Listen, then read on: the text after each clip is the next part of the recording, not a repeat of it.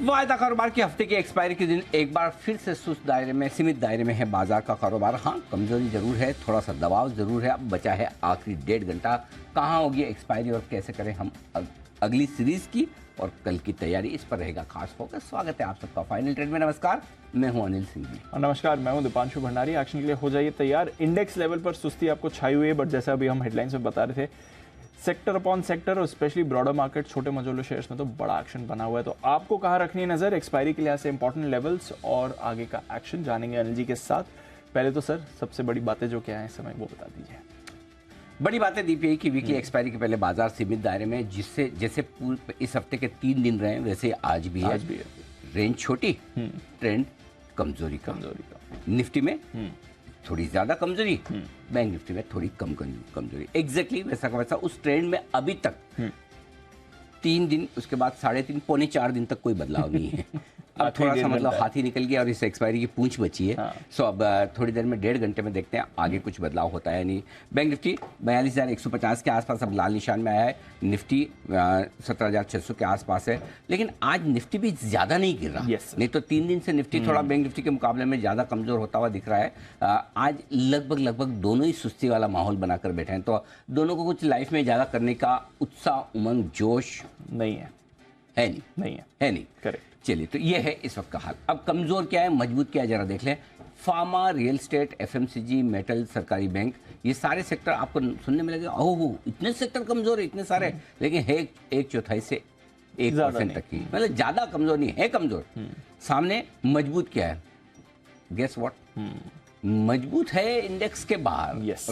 2 दिन से हम लगातार आपको यही बात करें कि भाई तेजी अब इंडेक्स के बाहर है। कंसोलिडेशन में देखिए कौन कौन मजबूत है, वो स्टॉक जहां पर इंडेक्स में कोई शेयर ही नहीं, होटल, टेक्सटाइल, फुटवेयर, ये सारे सेक्टर्स हैं जहां इंडेक्स का कोई लेना देना नहीं, वहीं पर तेजी है। डाउ फ्यूचर्स ये ढीला हो गया है, इसी की वजह से हम भी ढीले हैं। लेकिन फिर भी सोचो 150 पॉइंट डाउ फ्यूचर्स नीचे होने के बावजूद हम उतने गिरे नहीं है, शायद इस वजह से कि आज वीकली एक्सपायरी थोड़ा सपोर्ट देने का काम कर रही है। और नैस्डैक फ्यूचर्स भी 125 पॉइंट कमजोर है। बिल्कुल, तो स्टॉक स्पेसिफिक एक्शन ही भरपूर आ रहा है इस बाजार में। और स्टॉक्स पर देखिए, एक तो आयन एक्सचेंज, इसकी बोर्ड बैठक थी आज। शेयर विभाजन को मंजूरी मिल गई, एक शेयर को 10 शेयर्स में विभाजित किया जाएगा। स्टॉक पर रिएक्शन आ रहा है। इससे पहले अनिल जी जब बात कर रहे थे होटल स्टॉक्स की, जब आप बात कर रहे थे सर, तो ओरिएंटल होटल्स के नंबर्स आए थे। 66 करोड़ की आय बढ़कर 111 करोड़ की हो गई, तो ऑलमोस्ट आय डबल भी होती हुई दिखी थी। तो वही बात है, स्टॉक्स पर एक्शन भरपूर आ रहा है। मुनाफा भी 1.5 करोड़ का बढ़कर 18 करोड़ हो गया अनिल जी। मतलब 15 गुना मुनाफा इनका बढ़कर है। हमारे SIP स्टॉक में भी शामिल रहा है ओरिएंट होटल्स, और बहुत ही बढ़िया कंपनी है, इंडियन होटल की ही कंपनी है। तो देखिए ये नंबर्स जो आ रहे हैं बहुत ही जबरदस्त। तो स्टॉक्स पर ही फोकस है। बताएं सर थोड़ा, बाजार में भी अप्रोच, मतलब इंडेक्स को देखें ना देखें, स्टॉक्स पे ही देखें, क्योंकि कुछ नहीं हो रहा है इंडेक्स लेवल पे, तो कुछ भी मजा नहीं आ रहा है। मतलब है ही नहीं कुछ ज्यादा ऐसा, कुछ ऐसा है नहीं कि जिसके दम पर मैं आपको ये बोलूं कि बड़ी तेजी या बड़ी मंदी के संकेत दिख रहे हैं। रेंज बल्कि और छोटी हो गई, रेंज छोटी है। और बेसिकली वही है 17,500 17,700, ये 200 पॉइंट की रेंज दिख रही है एक्सपायरी के अब से लेकर 3:30 बजे तक। न 17,500 तोड़ना है, न 17,700 पार करना है। कमोवेश उसी रेंज में आप ट्रेड करेंगे, उसके बीचों बीच में। बैंक निफ्टी में भी क्लियर कट है, न 42,000 के नीचे जाकर टिकने की इच्छा है, न 42,300 400 को पार निकाल कर ऊपर टिकने की इच्छा है। तो बहुत ही छोटी सी रेंज है जहां पर बाजार ट्रेड करते हुए दिख रहे हैं। और फिलहाल तो ऐसे कोई संकेत है नहीं। अब दिक्कत एक ही है दीप की, जैसे डाउ फ्यूचर्स धीमे धीमे कमजोर हुए हैं। अब डाउ फ्यूचर्स के कमजोर होने के बावजूद हमारे बाजार कमजोर नहीं हुए जितने होने चाहिए। ये तो बात है, बिल्कुल। आप देखो सुबह तो 5-10 मिनट ही ऊपर नीचे दिख रहे थे डाउ फ्यूचर, अब 150 नीचे है, उसके बावजूद टिके हुए हैं। तो थोड़े हल्के बाजार हैं और थोड़े शॉर्ट्स भी बन गए। तो अब बचे हुए 1.5 घंटे में 2 लोगों को परेशानी है। एक तेजी करने वाले लोगों को परेशानी कि यार डाउ फ्यूचर ढीला है और 3 दिन से निफ्टी गिर रहा है। आज भी कोई ऐसा सुबह जहां खुले वहां टॉप बनाकर कोई ढंग का रिकवरी आया नहीं है। और बैंक निफ्टी भी ऐसा कोई बहुत तेज दौड़ लगाने को तैयार नहीं। तो तेजी कैसे करें वो, एक तो वो लोग हैं उनको बड़ी परेशानी, दूसरी परेशानी उन लोगों को जो इनके विपरीत सोचते हैं कि मंदी कैसे करें। मंदी करने वालों उनको भी उतनी परेशानी है। ये ऐसा मार्केट है, दोनों को बराबर परेशानी देने वाला है कि अब आप डाउ फ्यूचर्स देख रहे हो, आपको लगता है बेचना चाहिए, गिरेगा, ये तो कल जितना भी नहीं गिरा। करेक्ट, इससे तो ज्यादा कल बैंक निफ्टी गिर गया या बैंक निफ्टी ने कल ढीला दिखाया। तो मतलब आप 3 दिन से घट भी रहे हो, किसी को लेना भी नहीं है, बढ़ भी नहीं रहा है, डाउ फ्यूचर सपोर्ट कर रहा है फिर भी घटता नहीं। करेक्ट। सो ऐसे में क्लियर कट इसका मतलब ये है कि अगर तेजी और मंदी करने वाले दोनों ही ट्रेडर्स परेशान हो, फ्रस्ट्रेट हो कि हमारे हिसाब से मार्केट नहीं चल रहा है, तो आपके लिए सिंपल एक ही फॉर्मूला है, इसके बाहर देखो, इंडेक्स छोड़ दो। जब तक इंडेक्स आपको ट्रेड का मौका न दे, इंडेक्स छोड़ दो, फोकस करो स्टॉक्स पे। और स्टॉक्स चाहे आपको एफएनओ के दिखे, चाहे कैश मार्केट के स्टॉक्स दिखे, जो भी दिखे आप वहां पर ट्रेड करो। तो स्टॉक्स पे थोड़ा आ जाइए, वहां पर दोनों तरफ के ट्रेड आपको मिलेंगे। आपका जैसा कंफर्ट है, जो डायरेक्शन पे आप जाना चाहें वो कर सकते हैं। Clear? Got it sir. Okay, चलिए, तो ये है आपके लिए एक्शन। बाजार का स्टॉक्स में ज्यादा फोकस करना है और वहीं से मूव आएगी। खैर, बाजार का डेटा भी एनालिसिस से लेंगे, स्टॉक स्पेसिफिक आइडियाज भी हमारे एक्सपर्ट्स देंगे। आइए उससे पहले आज जो स्टॉक्स खबर में वो जान लेते हैं और आने वाले दिनों के लिए कुछ जो इवेंट्स हैं, ट्रिगर्स हैं, वो भी जान लेते हैं। कुशल और अरमान दोनों हैं तैयार। कुशल, गुड आफ्टरनून, बताएं इवेंट्स कौन से इंपॉर्टेंट? गुड आफ्टरनून दीप। इवेंट्स में सबसे पहले तो पोस्ट मार्केट HCL टेक ये अपने नंबर्स घोषित करेगा, तो वहां पर तुम्हारा फोकस रहेगा। इस साथ ही आपको ध्यान रखना है आईसीआईसीआई प्रूडेंशियल, इसके भी नंबर्स आने वाले हैं। इसके साथ साथ आयन एक्सचेंज, यहाँ पर स्टॉक स्प्लिट को लेकर बोर्ड बैठक होने वाली है। साथ ही लक्ष्मी ऑर्गेनिक्स, यहाँ पर पूंजी जुटाने पर कंपनी विचार करती हुई दिखेगी। कल का सवाल में बाजार का दिग्गज company Reliance industries post market अपने नंबर्स डिक्लेयर करेगा। आर सिस्टम इंटरनेशनल, यहाँ पर डी लिस्टिंग ऑफर इसका शुरू हो जाएगा, 8 मई तक इसका डी लिस्टिंग ऑफर ये खुला रहेगा। साथ ही आपको ध्यान रखना है नेस्ले, यहाँ पर जो डिविडेंड है 102 रुपये का इन्होंने दिया है, वो उसकी एक्स डेट है। और सौराष्ट्र सीमेंट की भी मर्जर की भी एक्स डेट है। साथ साथ 22 अप्रैल शनिवार आईसीआईसीआई बैंक, यहाँ पर बैंकिंग स्पेस से ये नंबर्स इनके आते हुए दिखेंगे। और मैक्रोटेक डेवलपर्स पर भी फोकस रखिए, यहाँ पर नतीजों के साथ साथ बोनस शेयर जारी करने पर भी कंपनी विचार करती हुई दिखेगी। तो काफी सारा एक्शन आने वाला है और नतीजों पर तो हमारी नजर बनी ही हुई है। आइए अरमान से जानते हैं आज की खबरें भी। अरमान, गुड आफ्टरनून, बताइए। जी, कई सारी खबरें आती हुई दिखी है, जिसमें सबसे पहले जी एंटरटेनमेंट पर आपको ध्यान रखना है, क्योंकि ब्लूमबर्ग के हवाले से एक खबर आती हुई दिखी थी। कंपनी क्रेडिटर्स के साथ जो है जल्द बातचीत जो है शुरू करेगी और सोनी मर्जर पूरा करने के लिए जो है बातचीत शुरू करेगी। टीटीके हेल्थ केयर, यहाँ पर वॉलंटरी डीलिस्टिंग के लिए बोर्ड की जो है मंजूरी मिलती हुई दिखी है। जो डीलिस्टिंग का फ्लोर प्राइस रखा गया है वो 1051.3 का रखा गया। अगर आप मौजूदा भाव से देखें तो लगभग 17% के आसपास के डिस्काउंट पर है। ज़ेडस लाइफ साइंस, यहाँ पर यूएस एफडीए से इनको एक दवा के लिए अंतिम मंजूरी मिलती हुई दिखी है और इस दवा का उपयोग अगर आप देखें तो इसका हाई ब्लड प्रेशर के इलाज में इस दवा का उपयोग किया जाता है। फोर्टिस हेल्थ, यहाँ पर एक हॉस्पिटल है, उसके अधिग्रहण के लिए जो करार किया है और ये जो लगभग अधिग्रहण होगा वो लगभग 225 करोड़ में जो है इसका अधिग्रहण किया जाएगा। वेदांता पर ध्यान रखिएगा, क्योंकि हिंदुस्तान जिंक के लगभग 10.3 करोड़ शेयर्स जो है अतिरिक्त जो है वो गिरवी रखे हैं और लोन की सिक्योरिटीज के लिए जो है ये शेयर जो है गिरवी रखे गए हैं। इन्फोसिस, यहाँ पर डिजिटल ट्रांसफॉर्मेशन के लिए इन्होंने एक मंगोलिया की एक बैंक है उनके साथ जो है इनको एक ऑर्डर मिला है। आसियाना हाउसिंग की भी बात करें तो यहाँ पर इनका जो फेज 2 का जो प्रोजेक्ट है वहाँ पर 224 यूनिट्स जो हैं वो इन्होंने बेची हैं और लगभग अगर आप देखेंगे 290 करोड़ के आसपास जो है उसके फ्लैट जो है इन्होंने बेचे हैं। राइट्स लिमिटेड, जैसे शेयर होल्डिंग अपडेट हम आपको लगातार बताते हुए जा रहे हैं। एफआईज ने Q4 में यहाँ पर हिस्सेदारी बढ़ाई है, लगभग 0.8% के आसपास हिस्सेदारी बढ़ाई है। अब उनकी कुल हिस्सेदारी 2.6% से बढ़कर 3.4% हो गई है। और ब्लॉक डील्स की बात करें तो गेल जहां पर 17 लाख शेयर्स, बीईएल 10 लाख और सिप्ला की बात करें तो 24 लाख शेयरों के कई सौदे किए गए। ओके, तो ये है सारी की सारी खबरें आपके लिए जो आज बाजार खुलने के बाद आपके लिए आई है। और आइए एक्सपर्ट से आपकी कराई जाए मुलाकात। कौन कौन है तैयार? वागले साहब, बंसल जी, कुणाल जी और सुमित जी जो सूट पहने हुए, फिर मेरे को एकदम अभी लगा मैंने सुबह तो सूट में थे, अभी सूट कहाँ गया, फिर जो जरा गौर से देखा नहीं, सेम कलर वाला सूट पहना हुआ है। आप सबका बहुत बहुत स्वागत है। आइए बिगुल, पहले वागले साहब के लिए बिगुल वागले का वंडर।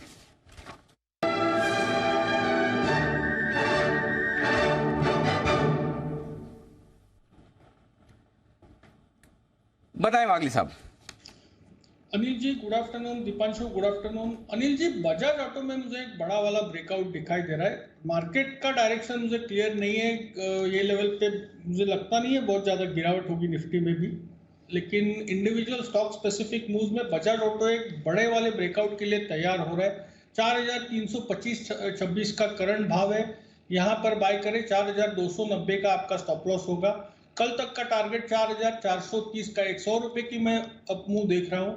और अगर ये जो बड़ा वाला पैटर्न में जो राउंडिंग बॉटम जो मैं प्रेडिक्ट कर रहा हूँ, ये अगर अनफोल्ड हो गया तो ये 5,000 5,200 तक अगले एक महीने में जाना चाहिए, ये मेरा मानना है।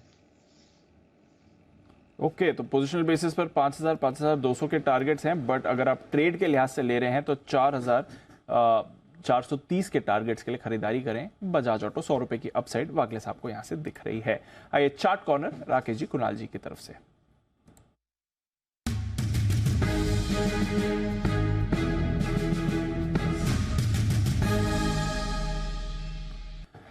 गुड आफ्टरनून सर, बताइए।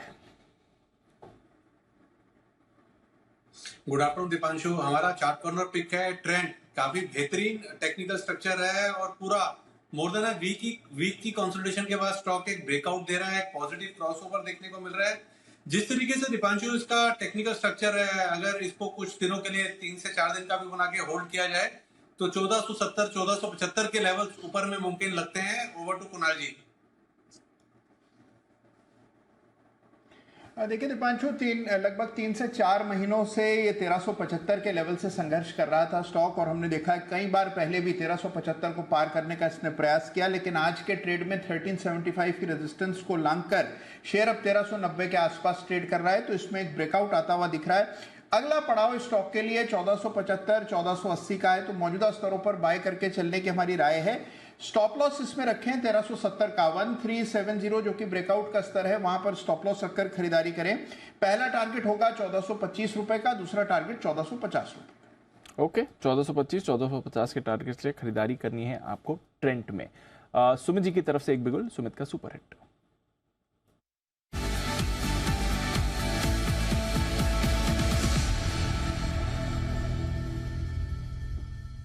गुड आफ्टरनून सुमित जी, बताएं सर। Good afternoon Deepanshu. मेरे पास एक सेल कॉल आया है। पिछले 4-5 दिनों से स्टॉक ऊपरी लेवल पे थोड़ा सा दबाव फेस कर रहा है। स्टॉक का अभी भाव चल रहा है 733 रुपया, 733 रुपीज फ्यूचर्स के अंदर। स्टॉक का नाम है UPL, United phosphorus limited. UPL के अंदर सेलिंग प्रेशर है। स्टॉक पिछले 4-5 दिनों से सेलिंग प्रेशर दिखा रहा है और आज भी स्टॉक के अंदर सेलिंग प्रेशर है। कल का लो जस्ट अभी ब्रेक होने वाला है। जैसे ही कल का लो ब्रेक होगा तो स्टॉक के अंदर सेलिंग प्रेशर और बढ़ता हुआ देखने को मिलेगा। यूपीएल के अंदर मेरे को लग रहा है कि यहां से 10 रुपए से लेके 20 रुपए तक का फॉल ट्रेडिंग के लिहाज से 3-4 दिनों के अंदर देखने को मिल सकता है। यहां पे सीएमबी पे बिकवाली करें। स्टॉक के अंदर जो ऊपर में रेजिस्टेंस है 741 रुपए का है, 741 का स्टॉप लॉस लगा के यूपीएल में बिकवाली करके चलने का सलाह रहेगा। नीचे में जो इसका पहला टारगेट बनेगा 721 रुपए का बनेगा। पहला टारगेट अचीव होने के बाद 715 रुपए तक का दूसरा टारगेट अचीव हो सकता है। तो यूपीएल के अंदर बिकवाली करके चलने का सलाह रहेगा। 741 के स्टॉप लॉस से 721 और 715 ये दो टारगेट्स के लिए। आजकल का ट्रेंड ये है, सुमित जी की शुरुआत हमेशा सेल कॉल से ही होती है। फिलहाल यूपीएल उनके रेडार पर है। एक स्टॉक जो अपने रेडार पर रखे हैं शो की शुरुआत में भी, जिसकी मैं बात कर रहा था, जैन साहब आपकी भी राय लेना चाहूंगा। आयोन एक्सचेंज, एक तो 1:10 का स्टॉक स्प्लिट ये इन्होंने अनाउंस कर दिया, दूसरा एक एक्विजिशन का अनाउंसमेंट किया है। पोर्चुगल की एक कंपनी है मैप्रिल, जिसको ये खरीदने जा रहे हैं, तो आयोन एक्सचेंज में वो आपके लिए खबर आती हुई दिख रही है। अगेन वाटर ट्रीटमेंट की प्लांट की कंपनी है, करीब 26 लाख यूरो में ये डील करने जा रहे हैं। तो एक तो स्टॉक स्प्लिट इन्होंने किया ही है 1:10 का, दूसरा एक एक्विजिशन भी कर रहे हैं। आयोन एक्सचेंज, जैन साहब आपकी राय सर? बिल्कुल one of my favourite stocks है। मुझे तो याद है कि ये स्टॉक को मैं 315 रुपए पे स्टूडियो में हमारा जब बजट के लिए शो रहा था तो मेरा स्पेशल बजट पिक था 3 साल पहले की बात है, प्री कोरोना का जो बजट शो था। और इसमें देखिए सबसे बढ़िया बात है मैनेजमेंट की क्वालिटी, एक पुरानी कंपनी और वाटर ट्रीटमेंट में और इंडस्ट्रियल वाटर ट्रीटमेंट में बहुत बड़ी कंपनी है और बहुत पुरानी है इनफैक्ट, और प्लस डोमेस्टिक यूज के लिए भी इनके पास 2-3 प्रोडक्ट्स है, बहुत बढ़िया कर रही है। तो मेरे हिसाब से देखिए ऑलरेडी अपने 52 वीक हाइज के आसपास है और चल भी रहा है। तो हालांकि स्प्लिट के बाद क्या होता है, रिटेल इंटरेस्ट बढ़ता है और स्प्लिट की भी न्यूज आई हुई, आज बोर्ड ने अप्रूव कर दिया। इनफैक्ट वेरी फ्रैंकली एक मैं डिस्क्लेमर भी देना चाहता हूँ, रिसेंटली हम लोगों ने आज भी इनफैक्ट हमारे क्लाइंट्स को ये स्टॉक रिकमेंड किया हुआ है और इत्तेफाक से आप उसके बारे में पूछ भी रहे हो, और आज का इनका जो बाहर का जो एक्विजिशन भी है। तो बेसिकली ये कंपनी वैसे बहुत धीरे धीरे और अपने हिसाब से चलने वाली कंपनी है, और अगर कोई एक्विजिशन करती है तो सर्टेनली दिखता है कि बहुत बढ़िया चीज है। अब ये देखना है कि इससे स्ट्रेटेजिक बेनिफिट्स कितना मिलता है, बट क्वार्टरली रिजल्ट्स और ये सब बहुत बढ़िया है। तो मेरे हिसाब से बिल्कुल जिन्होंने ले रखा वो होल्ड करके रखे, और जिनको लेना है वो स्टैगर्ड वे में बाइंग कर सकते हैं। ओके, तो अगर आपको लेना है तो स्टैगर्ड वे में आप खरीदारी भी कर सकते हैं। ये है आपके लिए आईऑन एक्सचेंज, जिस पर आपको एक्शन आते हुए दिख रहा है। स्टॉक स्प्लिट के साथ साथ कंपनी एक्विजिशन भी करने जा रही है। ओके, चलिए थोड़ा स्टॉक स्पेसिफिक मूव्स भी आपको बाजार में आती हुई दिख रही हैं, और भारत फोर्ज पर रखिएगा नज़र। यहाँ पर एक अच्छा मूव आपको आते हुए दिखा है, करीब 1.5% ऊपर अभी अभी भारत फोर्ज का चार्ट भी आया है, तो ये अपने रेडार पर रखें स्टॉक पर। एक बार कुणाल जी से चार्ट पर राय भी लेना चाहूँगा। कुणाल जी, भारत फोर्ज देखें सर, डेज हाई पर ट्रेड कर रहा है और पिछले 5 मिनट में थोड़ा एक्शन और बढ़ा है इस पर, कोई राय चार्ट पे? देखिए, इंटरेस्टिंग चार्ट है दीपांशु। स्टॉक में एक बेस बन चुका है, करेक्शन हुआ था, करेक्शन के बाद स्टॉक 200 डेज मूविंग एवरेज के नीचे भी गया, लेकिन वापस से अब इसमें कुछ ताकत आती हुई दिख रही है। जिस तरह का वॉल्यूम एक्टिविटी है, ऐसा लग रहा है कि 760 765 के आसपास अब एक बड़े सपोर्ट का यहाँ पर बन चुका है, और इसमें वापस से ये स्टॉक अब 825 840 की ओर बढ़ रहा है। तो इन स्तरों पर जिनके पास पोजीशन है, होल्ड करके चलें। एक स्टॉप लॉस रखें 760 रुपए के आसपास। मुझे लगता है कि 840 रुपए के भाव इसमें देखने को मिल सकते हैं। ओके, तो ये है आपके लिए भारत फोर्ज, जिस पर आपको मूव आते हुए दिख सकता है। स्टॉक में भी जान आ रही है इस समय, और पिछले 5 मिनट में थोड़ा अच्छा एक्शन बनाए। हनीवेल ऑटोमेशन, यहाँ पर भी पिछले कुछ मिनटों में आपने खरीदारी आती हुई दिखती है। देखिए ये स्टॉक्स कैसे बिहेव करते हैं। बट टेक्सटाइल स्टॉक्स में भी आज अच्छी मूव आपको आती हुई दिख रही है। पेज इंडस्ट्रीज, बंसी जी एक बार जरा पेज का चार्ट देखें, बढ़िया मूव आई है, और स्पेशली आज का दिन अच्छा जा रहा है, 3.5% ऊपर। पेज पर क्या राय है आपकी? दिपांशु, बढ़िया टेक्निकल स्ट्रक्चर है, स्टॉक अच्छे से निकला है, ब्रेकआउट भी देखने को मिला है, तो जिनके पास है होल्ड करें। करेक्शन पे खरीदारी की राय होगी, अगर 38,700 750 के बीच में मिलता है तो उन स्तरों के अराउंड खरीदारी की राय होगी। एस जिनके पास है बने रहे। ओके, तो ये है पेज इंडस्ट्रीज और सारे के सारे टेक्सटाइल स्टॉक आज भरपूर एक्शन में आपको नजर आएंगे। आइए बढ़ते आगे। अगर किसी ब्रोकर के पास किसी निवेशक का पैसा पड़ा है लेकिन उसको कोई क्लेम करने नहीं आ रहा है, तो उस पैसे का जो मालिक है, जो भी इन्वेस्टर है, उसको ढूंढ कर खोज कर पैसा लौटाने की जिम्मेदारी किसकी होगी? किसकी होगी? किसकी होगी सोचिए। ब्रजेश की। क्योंकि ब्रजेश ऐसी खबर लेकर आए हैं कि ऐसे आदमी को ढूंढ कर पैसा लौटाए। ब्रजेश, ऐसा भी होता है इस दुनिया में? कोशिश तो है। कोशिश है। अच्छा, तो ऐसी कोशिश कौन करने जा रहा है, और इस कोशिश कोई ऐसे अपनी मर्जी से तो करता नहीं है। ब्रजेश ही बताएंगे कि ऐसी कोशिश कौन करवा रहा है, कब से करवा रहा है, और इस कोशिश में कैसे क्या कुछ होगा, बताइए। बिल्कुल, दरअसल ये मामला ये है कि जो ब्रोकर्स के पास क्लाइंट का बहुत बार ऐसा पैसा पड़ा रह जाता है जिसका कोई हकदार नहीं होता है। तो अब एक्सचेंज और ब्रोकर दोनों को ये एफर्ट लेना होगा, कोशिश करनी होगी कि वो खोजें कि ये जो पैसा है इसका असली वारिस कौन है, मालिक कौन है, उसको खोजें, उनसे संपर्क करें और उनको पैसे लौटाएं। तो इसमें 100 रुपये तक की भी अगर रकम है तो उसके मालिक को भी खोजना होगा और उसको ये लौटाना पड़ेगा, लौटाने की कोशिश करनी होगी। तो जो भी एक्सचेंज के पास जो यूनिक क्लाइंट कोड के आधार पर जो भी जानकारी होगी, उस जानकारी के आधार पर उस निवेशक से संपर्क करना होगा, और एक्सचेंज और ब्रोकर मिल करके ये सारी कोशिश करेंगे कि पैसे लौटाए जाएं। इसके अलावा डिपॉजिटरीज जो होंगी, डिपॉजिटरीज जो स्टेटमेंट इशू करती हैं, वहाँ पर भी ये लिखना होगा कि इस इन्वेस्टर का इतना अमाउंट अनक्लेम्ड है। अगर किसी इन्वेस्टर के पास डिपॉजिटरी का एनुअल इंफॉर्मेशन स्टेटमेंट आता है तो वहाँ पर भी लिख कर आएगा कि इतना अमाउंट अनक्लेम्ड है, आप क्लेम कर सकते हैं अपने रिस्पेक्टिव ब्रोकर के पास और एक्सचेंज के ज़रिए। और अगर एक सर्टेन टाइमलाइन होगी उस के बीत जाने के बाद और ये दिखाने के बाद कि पर्याप्त कोशिश की गई है खोजने के लिए, उसके बाद भी अगर नहीं मिल पा रहा है दावेदार, तब जो है वो रकम इन्वेस्टर प्रोटेक्शन फंड में जाएगी। ऐसा ही नियम अभी फंड के लिए बात हो रही है, ऐसा ही नियम आगे जाकर शेयरों के लिए भी लाया जाएगा कि अगर किसी ब्रोकर के पास अनक्लेम्ड शेयर पड़े हुए हैं निवेशकों के, तो उनको भी इसी तरह से रास्ता निकाल करके लौटाया जाए।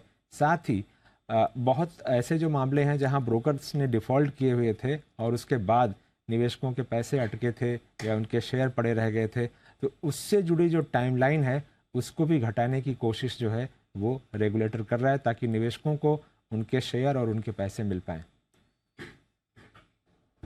वाह, 100 रुपये तो भी लौटाने आपको। ट्रैक करके, अच्छा, कितना भी अमाउंट हो। ऐसा हो पाएगा? लगता है प्रैक्टिकल? इंटेंट है, एफर्ट लेंगे, हो सकता है हो जाए। देखिए ऐसा वो शेयरों के मामले में तो कई सारी कंपनियों के पास अनक्लेम्ड शेयर्स जो है ना, वो अमाउंट बहुत बड़ा है, बहुत बड़ा है। वो बहुत बड़ा है, बहुत ज़्यादा। क्लाइंट्स के तो पता नहीं, और जनरली क्लाइंट्स के तो 99% तो ब्रोकर पता लगा ही लेते हैं। बहुत बार डिस्प्यूट की वजह से या दोनों तरफ के डिस्प्यूट की वजह से फंस जाते हैं। तो डिस्प्यूट वाला थोड़ी देगा ब्रोकर। नहीं, तो डिस्प्यूट अगर क्लियर हो गया तो फिर क्या करेगा? फिर तो लौटाएगा ना। हाँ, नहीं डिस्प्यूट क्लियर हो गया तो क्लाइंट छोड़ेगा? नहीं, डिस्प्यूट अगर मान लीजिए कोई लीगल केस चल रहा है जहां पर फेवर में आ गया, ओके, तो वहां पे तो फिर रिलीज करना पड़ेगा ना। जैन साहब, कोई विशेष टिप्पणी आपकी? आप तो ब्रोकर भी हैं और एक्सचेंज के साथ आप विचार विमर्श भी करते हैं, आपके क्लाइंट्स भी हैं, कुछ क्लाइंट्स के पैसे तो आपके पास भी पड़े होंगे।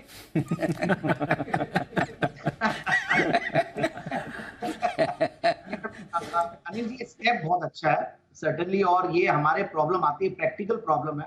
कई बार ऐसा होता है कि देखिए क्लाइंट का पैसा हमें तो उसके अकाउंट में रखना पड़ता है और उसका कोई यूज नहीं है, और जिस तरीके से अब सिस्टम्स बने हैं और क्वार्टरली सेटलमेंट्स और डोरमेंट अकाउंट और बहुत सारी चीजें ऑलरेडी आ चुकी है, तो वैसे में तो ऐसी चीजें होना बहुत अब कम रहेगा। बट ये जरूरी है कि 100 रुपया 200 रुपया जो है ये कई बार रह जाता है, क्लाइंट छोड़ता भी है या फिर इन पे नजरें नहीं जाती है। बट कई बार हम लोग देखते हैं, साल के एंड में हम लोग भी देखते हैं कि इसको खत्म करें, तो ये अमाउंट कलेक्टिवली बड़ा हो जाता है। फिर अनक्लेम्ड शेयर्स वाला है, तो ये बेसिकली एक बार ये चीजें होती है तो जो सफाईकरण का जो अभियान चल रहा है, we must appreciate the regulators कि वो लोग ये सारी चीजें बहुत होलिस्टिकली सोच रहे हैं और एक पूरा एक इन टोटलिटी बोलते हैं कि ये सोचना। तो ऐसा पास्ट में हुआ, ऐसा नहीं है कि कई बार क्लाइंट नहीं आते, हमें भी ढूंढना पड़ता है, फिर लेके जाए, खत्म करे, कई बार कोई दूसरा आदमी आ जाए, बहुत चीजें होती है। कई बार हमने देखा फैमिली मेंबर्स, भाई किसी के हस्बैंड की डेथ हो गई तो उसके घर के इन लॉज आ जाते हैं, तो उन चीजों पे भी हम लोग को ध्यान रखना पड़ता है। बहुत सारी इश्यूज होते हैं ब्रोकर्स के यहाँ पे भी, और हमें बहुत ध्यान रखना पड़ता है। But yes, it's a great step and I think चीजें ठीक होगी, और बाकी सेटलमेंट्स और डोरमेंट और ये सब चीजों में ये सारी चीजें वैसे ही एटलीस्ट 99.5% तक तो मुझे लगता है सही रहती है। और बाकी ऐसा होता नहीं कि क्लाइंट्स अपना पैसा छोड़े, लेके जाते हैं। बहुत ही कोई डेथ केस में हो या कोई बहुत ही एक्स्ट्राऑर्डिनरी कोई आदमी मतलब गायब ही हो जाए, माइग्रेट हो जाए और कुछ पता ही नहीं है, या फिर मानसिक हालत कोई चेंज हो जाए सामने वाले की, तो ये सब होते हैं। बाकी मोस्टली तो ऐसा होता नहीं है, बाकी सब ब्रोकर्स के थ्रू आते हैं या अलग अलग तरीके से। So overall it's a good step, but implement करना बहुत डिफिकल्ट होगा on the part of the brokers also. कई बार ऐसा होता है एड्रेस चेंज हो जाता है, माइग्रेट हो जाते हैं, टेलीफोन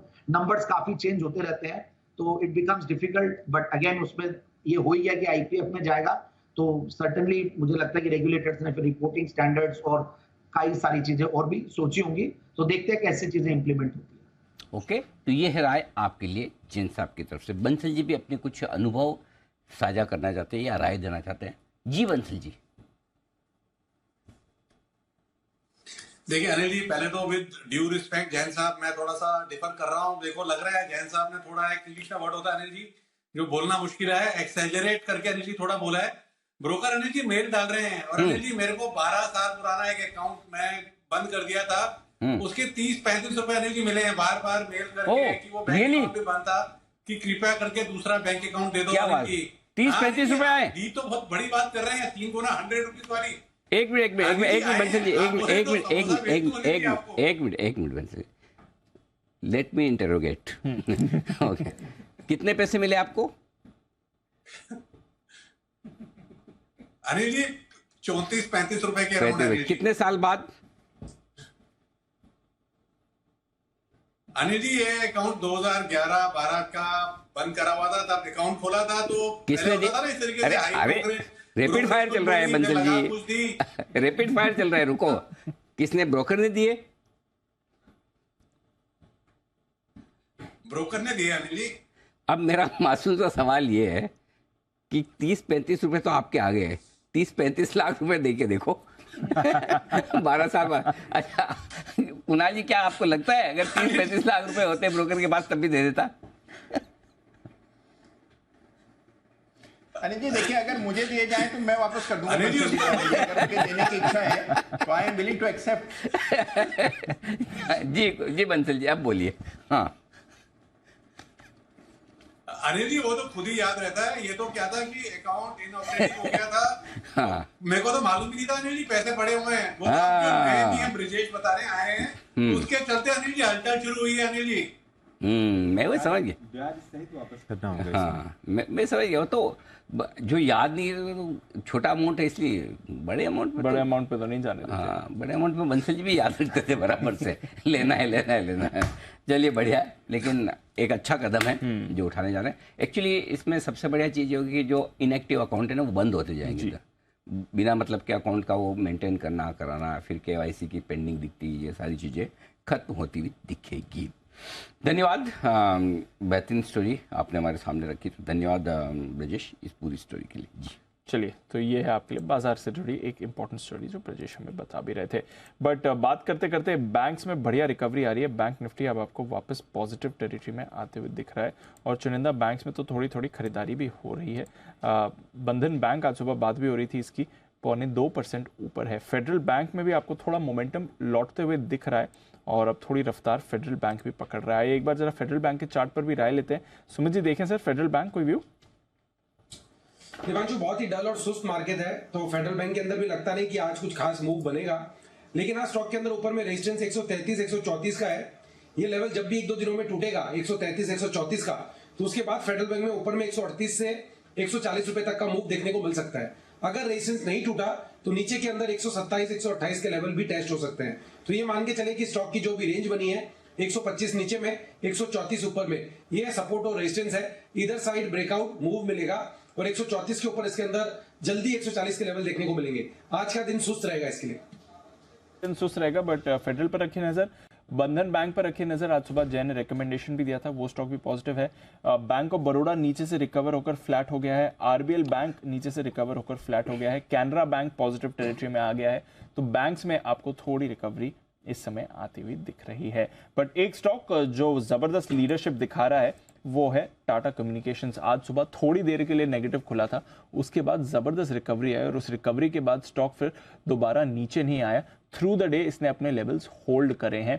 नतीजे खास नहीं थे, बट आज सुबह जब हम अनिल जी से बात कर रहे थे वो कह रहे थे कि ऑलरेडी नतीजों से पहले स्टॉक करेक्ट हो चुका है, कमजोर नतीजों के लिए एडजस्ट हो चुका है और गिरावट में खरीदारी का मौका है।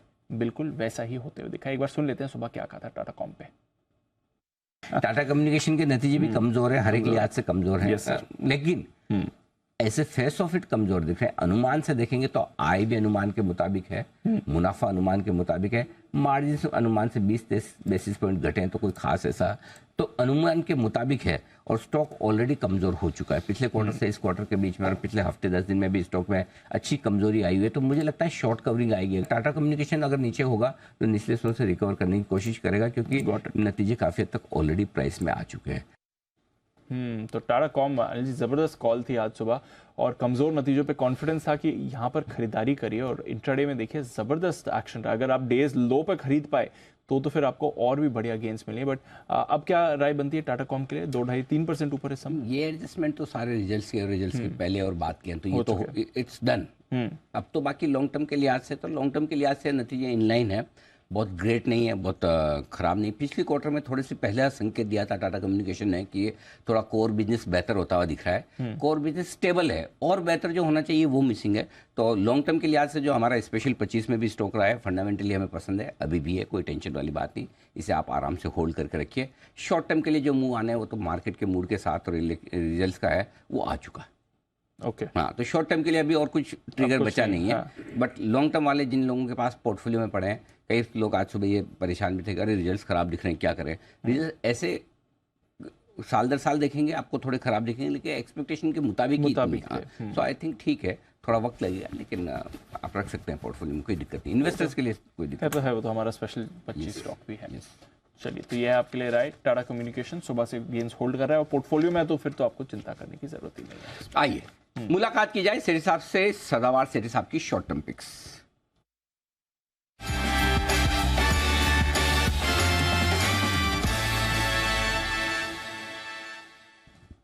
सेठी साहब बहुत बहुत स्वागत है आपका। बताएं सर, क्या है आज इरादा? Good afternoon Anil ji, good afternoon Deepanshu. Anil ji, आज 2 स्टॉक्स है जिनमें खरीदारी करनी है, लेकिन आज एक स्टॉक कैश का और एक F&O का स्टॉक भी है अनिल जी। एक कैश का एक एफएनओ का। आज अच्छा हुआ मैंने अंदाज नहीं लगाया, कल लगा लिया था। कल सारे देखो मैं भी अंदाज से सही अंदाज से लगाता हूँ। आज अंदाज लगाया होता तो गलत हो जाता ना सेठी साहब। हाँ देखो ऐसा अंदाज लगाना भी आसान काम है नहीं, चाहे वो स्टॉक हो चाहे एनालिस्ट हो। जी सेठी साहब धन्यवाद आज मुझे अंदाज नहीं लगाने देने के लिए। बताएं सर पहला stock. Heads of Anil ji, आज आपने अंदाज नहीं लगाया, अदरवाइज आज गलत बच गया। बताएं सर। अनिल जी जो अच्छा भाई जी कल वाला आपको वो स्टॉक तो बड़ा तेजी से भागा था, कौन सा था? मैं हाँ अनिल जी कल मैंने डिलीवरी रेकमेंड किया था। आज जब बाजार थोड़े वीक भी है और उसमें भी वो बहुत अच्छा कर रहा है, 4% ऊपर है। कल 329 के लेवल पे दिया था, आज उसने 342 के हाइज किए, अभी 339 के आसपास ट्रेड कर रहा है, तो एक अच्छा परफॉर्म किया। और कल वाला जो दूसरा स्टॉक था वो तो कल ही जो लास्ट के 1 घंटे में अच्छी तेजी हो गई, उसमें वो ई मुद्रा स्टॉक था जो मैंने 257 के लेवल पे दिया था, कल 275 तक के उसमें प्राइस आ गए थे, अभी भी 267 268 के लेवल्स पे है। हाँ जी आज का जो कैश का स्टॉक है, स्टॉक का नाम है ला ओपाला आरजी। ये स्टॉक अभी 359 के लेवल पे ट्रेड करता है। पहले टारगेट देता हूं, 380 का शॉर्ट टर्म टारगेट है, 350 का स्टॉप लॉस। एक भारत की लीडिंग टेबलवेयर बनाने वाली कंपनी है जो ओपल और ग्लास दोनों टेबलवेयर बनाती है और बहुत ही पॉपुलर ब्रांड्स है। ला ओपाला है, फिर दीवा और सॉलिटेयर, मतलब हर एक सेगमेंट को कैटर करती है। फिर एक साउथ कोरिया की कंपनी है दुसान ग्लास, उसके साथ टेक्निकल टाई अप है और ये ऑर्गेनाइज्ड टेबलवेयर सेगमेंट में 50% का मार्केट शेयर रखती है। इस तरह का डोमिनेंट मार्केट शेयर है। फिर 20,000 रिटेलर्स, 200 डिस्ट्रीब्यूटर्स का भारत में डिस्ट्रीब्यूशन नेटवर्क और 30 से ज्यादा देशों में कंपनी एक्सपोर्ट भी करती है। बाकी फंडामेंटल्स भी बहुत ही अच्छे हैं। ऑपरेटिंग प्रॉफिट मार्जिन है close to 39%, return on capital employed 17% और एफआईज डीआईज का भी अच्छा खासा इंटरेस्ट है इसमें, अराउंड 20% स्टेक ओन करते हैं, जिसमें एचडीएफसी है, यूटीआई है, डीएसपी है, मलाबार इंडिया फंड है और इवन आशीष कचोलिया जी ने भी इसमें 1.59% हिस्सेदारी ले रखी है। तो ऑल इन ऑल एक अच्छी क्वालिटी का स्टॉक है, अपने हाइट से कुछ करेक्ट होया हुआ है। मुझे लगता है इन लेवल्स पे इसको खरीदना चाहिए। मेरा इसमें short term target 380, stop loss 350। Okay 380 और 350 के टारगेट के लिए करनी है, 350 के स्टॉप लॉस 380 के टारगेट के लिए करनी है खरीदारी। क्या ये टेबलवेयर बनाती है, आप ऐसा बता रहे हैं सेठी साहब? हाँ। मतलब इसका मतलब क्या हुआ? ये जो टेबल में जो अपन ग्लास के जो क्रॉकरी या क्या बोलेंगे जो यूज करते हैं वो सब बनाती है अनिल जी। अच्छा, तो बंसल जी का सवाल ये है कि अगर कोई टेबल पे बैठ के वो उस पे डाइनिंग टेबल पे बैठ के खाना न खाए, इंडियन सिटिंग में आराम से नीचे बैठ के पलाती मार के अगर वो खाना है तो उसके लिए नहीं है ये? नहीं, वो भी यूज करते होंगे, वो भी यूज करते हैं। अच्छा। बाकी अनिल जी वो जो कैटेगरी है वो ज्यादातर स्टील के बर्तन ही यूज करती है। ओके बंसल जी आप सेटिस्फाइड हैं जवाब से? नहीं अनिल जी मैं थोड़ी सी आपकी नॉलेज बढ़ा रहा हूँ, बट मेरी आपसे रिक्वेस्ट है इसके बाद कोई आप पर्सनल कमेंट मत कीजिएगा। देखिए कई जैसे जो पूरे निपुण लोग नहीं होते हैं, जो कनाडा से अनिल जी लोग आते हैं और उनकी अगर बैटर आप भाई बोले कि यार खीरा टमाटर सैलेड काट दो, तो अनिल जी वो अगर स्टील की प्लेट में अनिल जी यूं रख के काटेंगे ना तो स्टील की प्लेट में भी चाकू के निशान आते हैं। बट ला ओपाला के अनिल जी खास बात यह है कि इस पर आप कुछ भी कटिंग करें, कोई भी नो सिखिया किसी भी तरीके की कटिंग करे, कनाडा से आया हो अमेरिका से आया हो अनिल जी, किसी भी तरीके की कटिंग करे प्लेट में निशान नहीं आते अनिल जी। इसकी जो बर्तन है अनिल जी वो अलग अलग कैटेगरी के हैं एकदम।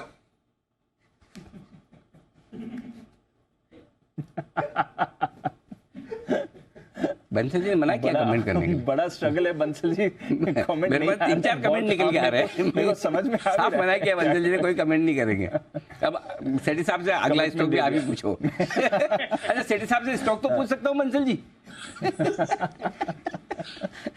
हाँ अनिल जी बस मैंने अपने और कुणाल जी के ऊपर कोई कमेंट करने से मना करा अनिल जी। बाकी आप फ्री अनिल जी, सुमित जी भी हैं, जैन साहब भी तो हैं। सेठी साहब तो बंसल जी जैसे 30 सेकंड तक मैं चुप रहा, कुछ बोला नहीं, कमेंट नहीं दिया, समझ तो गए ना आप?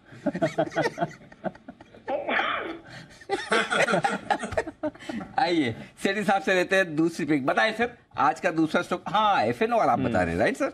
हाँ बिल्कुल अनिल जी, लेकिन एक थोड़ा आपको कमेंट के लिए मना किया, मुझे मना नहीं किया। तो आपसे तो अनिल जी किचन अप्लायंसेस से रिलेटेड या किचन से रिलेटेड कुछ भी स्टॉक होगा तो बहुत ज्यादा अंदर तक की जानकारी होती है इनको, तो अब से इनको पहले फोन करके और डिटेल्स ले लूंगा कि दाग पड़ते हैं नहीं पड़ते हैं, कटिंग करते हैं समय, देखो, मुझे इतना आइडिया एग्जैक्टली सेठी साहब, नाम मेरा ऐसे ही खराब हो रहा है। खाली आप लोगों के ब्याह पे मैं कमेंट कर देता हूँ तो बंसल जी को लगता है मेरे ही है सारे के सारे विचार, बंसल जी दूसरों के, शब्द मेरे हैं। बताए सेठी साहब। अनिल जी, जो आज का F&O वाला स्टॉक है, एक पावर स्टॉक है, मुझे लगता है पूरा सेक्टर अच्छा कर रहा है और यहाँ से आज मैंने टाटा पावर पे खरीदारी करने की सलाह दी है। 195 के लेवल्स पे अभी ट्रेड कर रहा है। शॉर्ट टर्म टारगेट है 202 रुपए का, स्टॉप लॉस रखना है 192 का। देखिए आज पूरा पावर सेक्टर फोकस में है। आप एनटीपीसी देखिए, टोरेंट पावर देखिए, बाकी भी जो पावर स्टॉक्स है, अडानी पावर भी 5% के साथ सर्किट पे है, तो ये सब सेक्टर अच्छा कर रहा है। और टाटा पावर के साथ खास बात यह है कि अपने हाइट से अच्छा खासा करेक्ट होया हुआ है।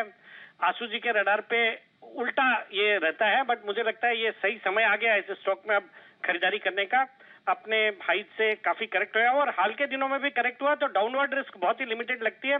बाकी रिन्यूएबल एनर्जी का बहुत बड़ा पोर्टफोलियो है और कुछ क्वार्टर्स पहले हमने देखा था कि ब्लैक रॉक और मुबादला ने मिलके इनके रिन्यूएबल एनर्जी कारोबार में 4000 करोड़ रुपया निवेश किया था, जिसका मतलब at a valuation of close to 34,000 crore.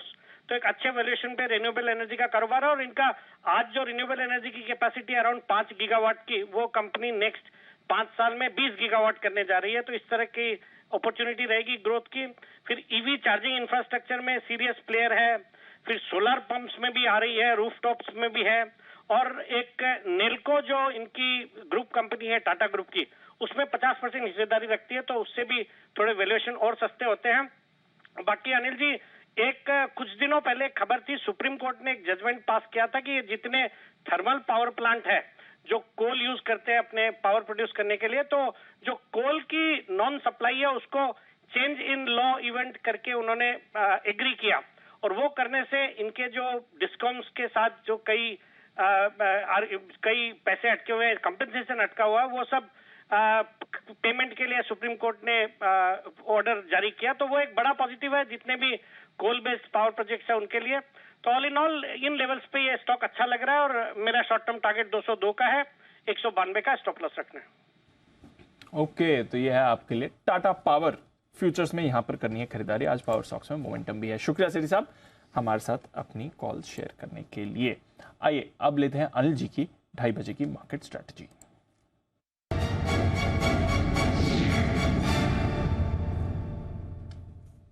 डेढ़ सौ पॉइंट का कट दिख रहा है अनिल जी, डाउ और नैस्डैक फ्यूचर्स दोनों पर इस समय। सर डाउ भी 150 पॉइंट नीचे है, नैस्डैक भी 150 पॉइंट्स नीचे, तो कमजोरी वहां पर आपको दिख रही है। यूरोप में भी 1/4 से 0.5% की गिरावट आपको दिख रही है।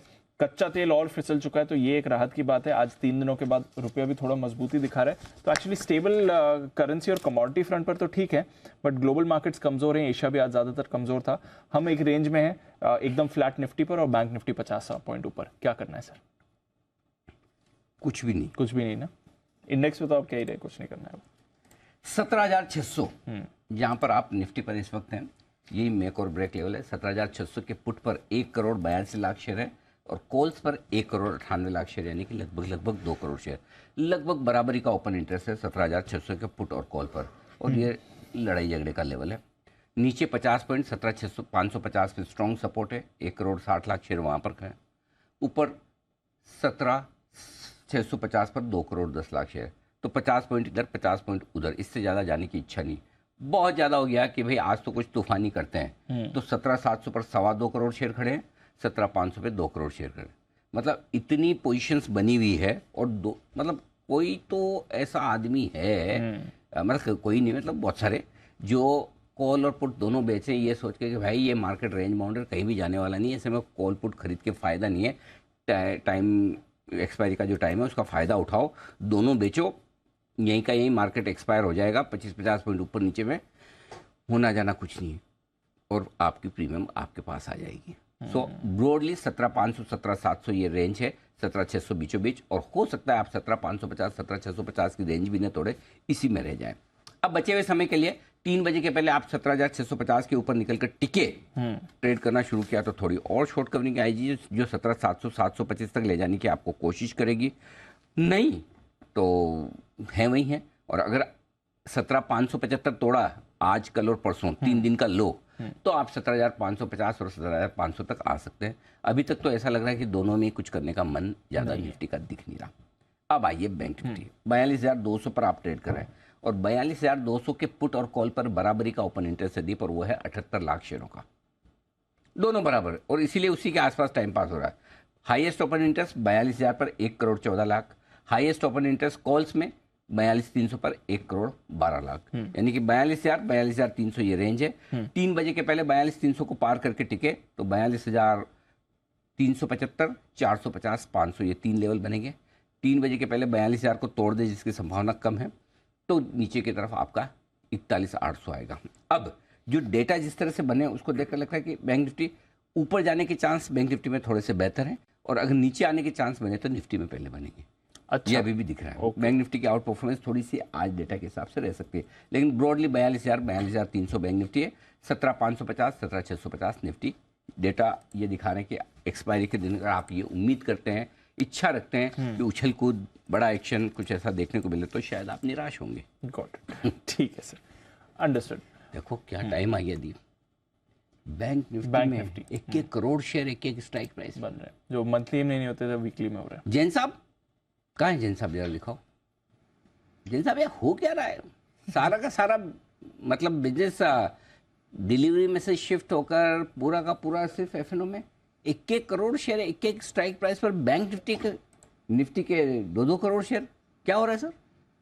नहीं, ये बात सही है अनिल जी। मैं इनफैक्ट हम लोग देख रहे थे ओवरऑल इंडस्ट्री या अगर रेगुलेटर्स बोल लीजिए, सब लोग चिंतित है कि डिलीवरीज के वॉल्यूम्स काफी कम है, और उसका रीजन कल आपने भी एक बोला था कि जब क्या होता है माहौल बना हुआ रहता है मिड कैप स्मॉल कैप में तो डिलीवरीज होती है। जो एफएनओ वाले स्टॉक है उनका वैसे ही एफएनओ में काम करते हैं। जो रेगुलर और प्रोफेशनल ट्रेडर्स या इन्वेस्टर्स होंगे वो ये नहीं है कि अगर एफएनओ में कोई लिस्टेड स्टॉक है तो उसको कैश मार्केट में जाके खरीदे। ये हो सकता है कि कैश मार्केट में ले और वो एफएनओ में फ्यूचर्स में आप कॉल बेच ले, कवर्ड कॉल भी करते हैं, या फिर आप कैश इन फ्यूचर्स का आर्बिट्राज करते हैं, वो एक अलग मैटर है। बट ओवरऑल एल्गो जो आजकल ऑटोमेटेड ट्रेडिंग या सिस्टमैटिक ट्रेडिंग है उसका बहुत बड़ा रोल है, और ऑप्शंस में देखिए उसके बिना होता भी नहीं है, क्योंकि मोस्टली जो ट्रेडर्स है बड़े बड़े सब अपने अपने प्रॉप डेस्क के हिसाब से खुद के लिए अपने अपने डेवलप करवाए हैं और उससे काम होता है, और इसीलिए इतने बड़े बड़े वॉल्यूम्स आ रहे हैं। और बहुत जल्दी जो वॉलेटिलिटी आती है, रेड और ग्रीन होना और स्टॉप लॉसेस ट्रिगर होना, टारगेट्स अचीव हो रहा होता तो आप ट्रेलिंग स्टॉप लॉस के साथ करें, तो इस तरीके से चल रहा है। और बाकी एक रेंज बाउंड मूवमेंट भी है, तो इस टाइप पे स्ट्रैडल और स्ट्रैंगल्स आदमी ज्यादा बेचते हैं, जो जोड़े बोलते हैं माइनस, क्योंकि प्रीमियम जल्दी जल्दी झड़ता है। और वीकली ऑप्शंस आने के बाद ऑप्शंस का वो ज्यादा बढ़ गया, और अब तो हर दिन कोई ना कोई एक इंडेक्स है जिसका कटान रहेगा, सेटलमेंट रहेगा, तो ये तो और भी बढ़ने वाला है। सो ओवरऑल कोई दिक्कत नहीं है, ऑप्शंस और फ्यूचर्स का वॉल्यूम तो बढ़ेगा ही, और साथ साथ कैश मार्केट का बढ़े, बस उस पे कैसे काम किया जाए वो देखना है। बट ये जरूर है कि ये वॉल्यूम तो और बढ़ेगा, ऐसा मेरा मानना है। अभी तो और बढ़ेगा। ऐसा जैन साहब कह रहे हैं अभी तो और बढ़ेगा। अब और बढ़ेगा या और घटेगा कोई स्टॉक, ये मुझे पता नहीं, ये तो सुमित जी बताएंगे। बिगुल की फरमाइश उन्हीं की है, और जिस तरह का मूड माहौल है, देखो लॉन्ग कॉल भी आ सकता है, शॉर्ट भी आ सकता है। 60% चांस, और अगर आप मेरी ओपिनियन पूछेंगे तो ऐसा लगता है लॉन्ग कॉल आए। अब लॉन्ग कॉल नहीं ना, आएगा, ऐसा मेरा अंदाज है। बहुत शॉर्ट कॉल, लेकिन क्या है कभी कभी आपका एक गेस सही पड़ जाए तो बार बार ज्यादा करने की कोशिश नहीं करिए। सेठी साहब वाला सही पड़ गया, फिर भी मैं, क्योंकि एक सही एक गलत भी हो गया तो कोई टेंशन नहीं। तो सुमित जी बाय कॉल देने के लिए शायद हो सकते तैयार। बिगुल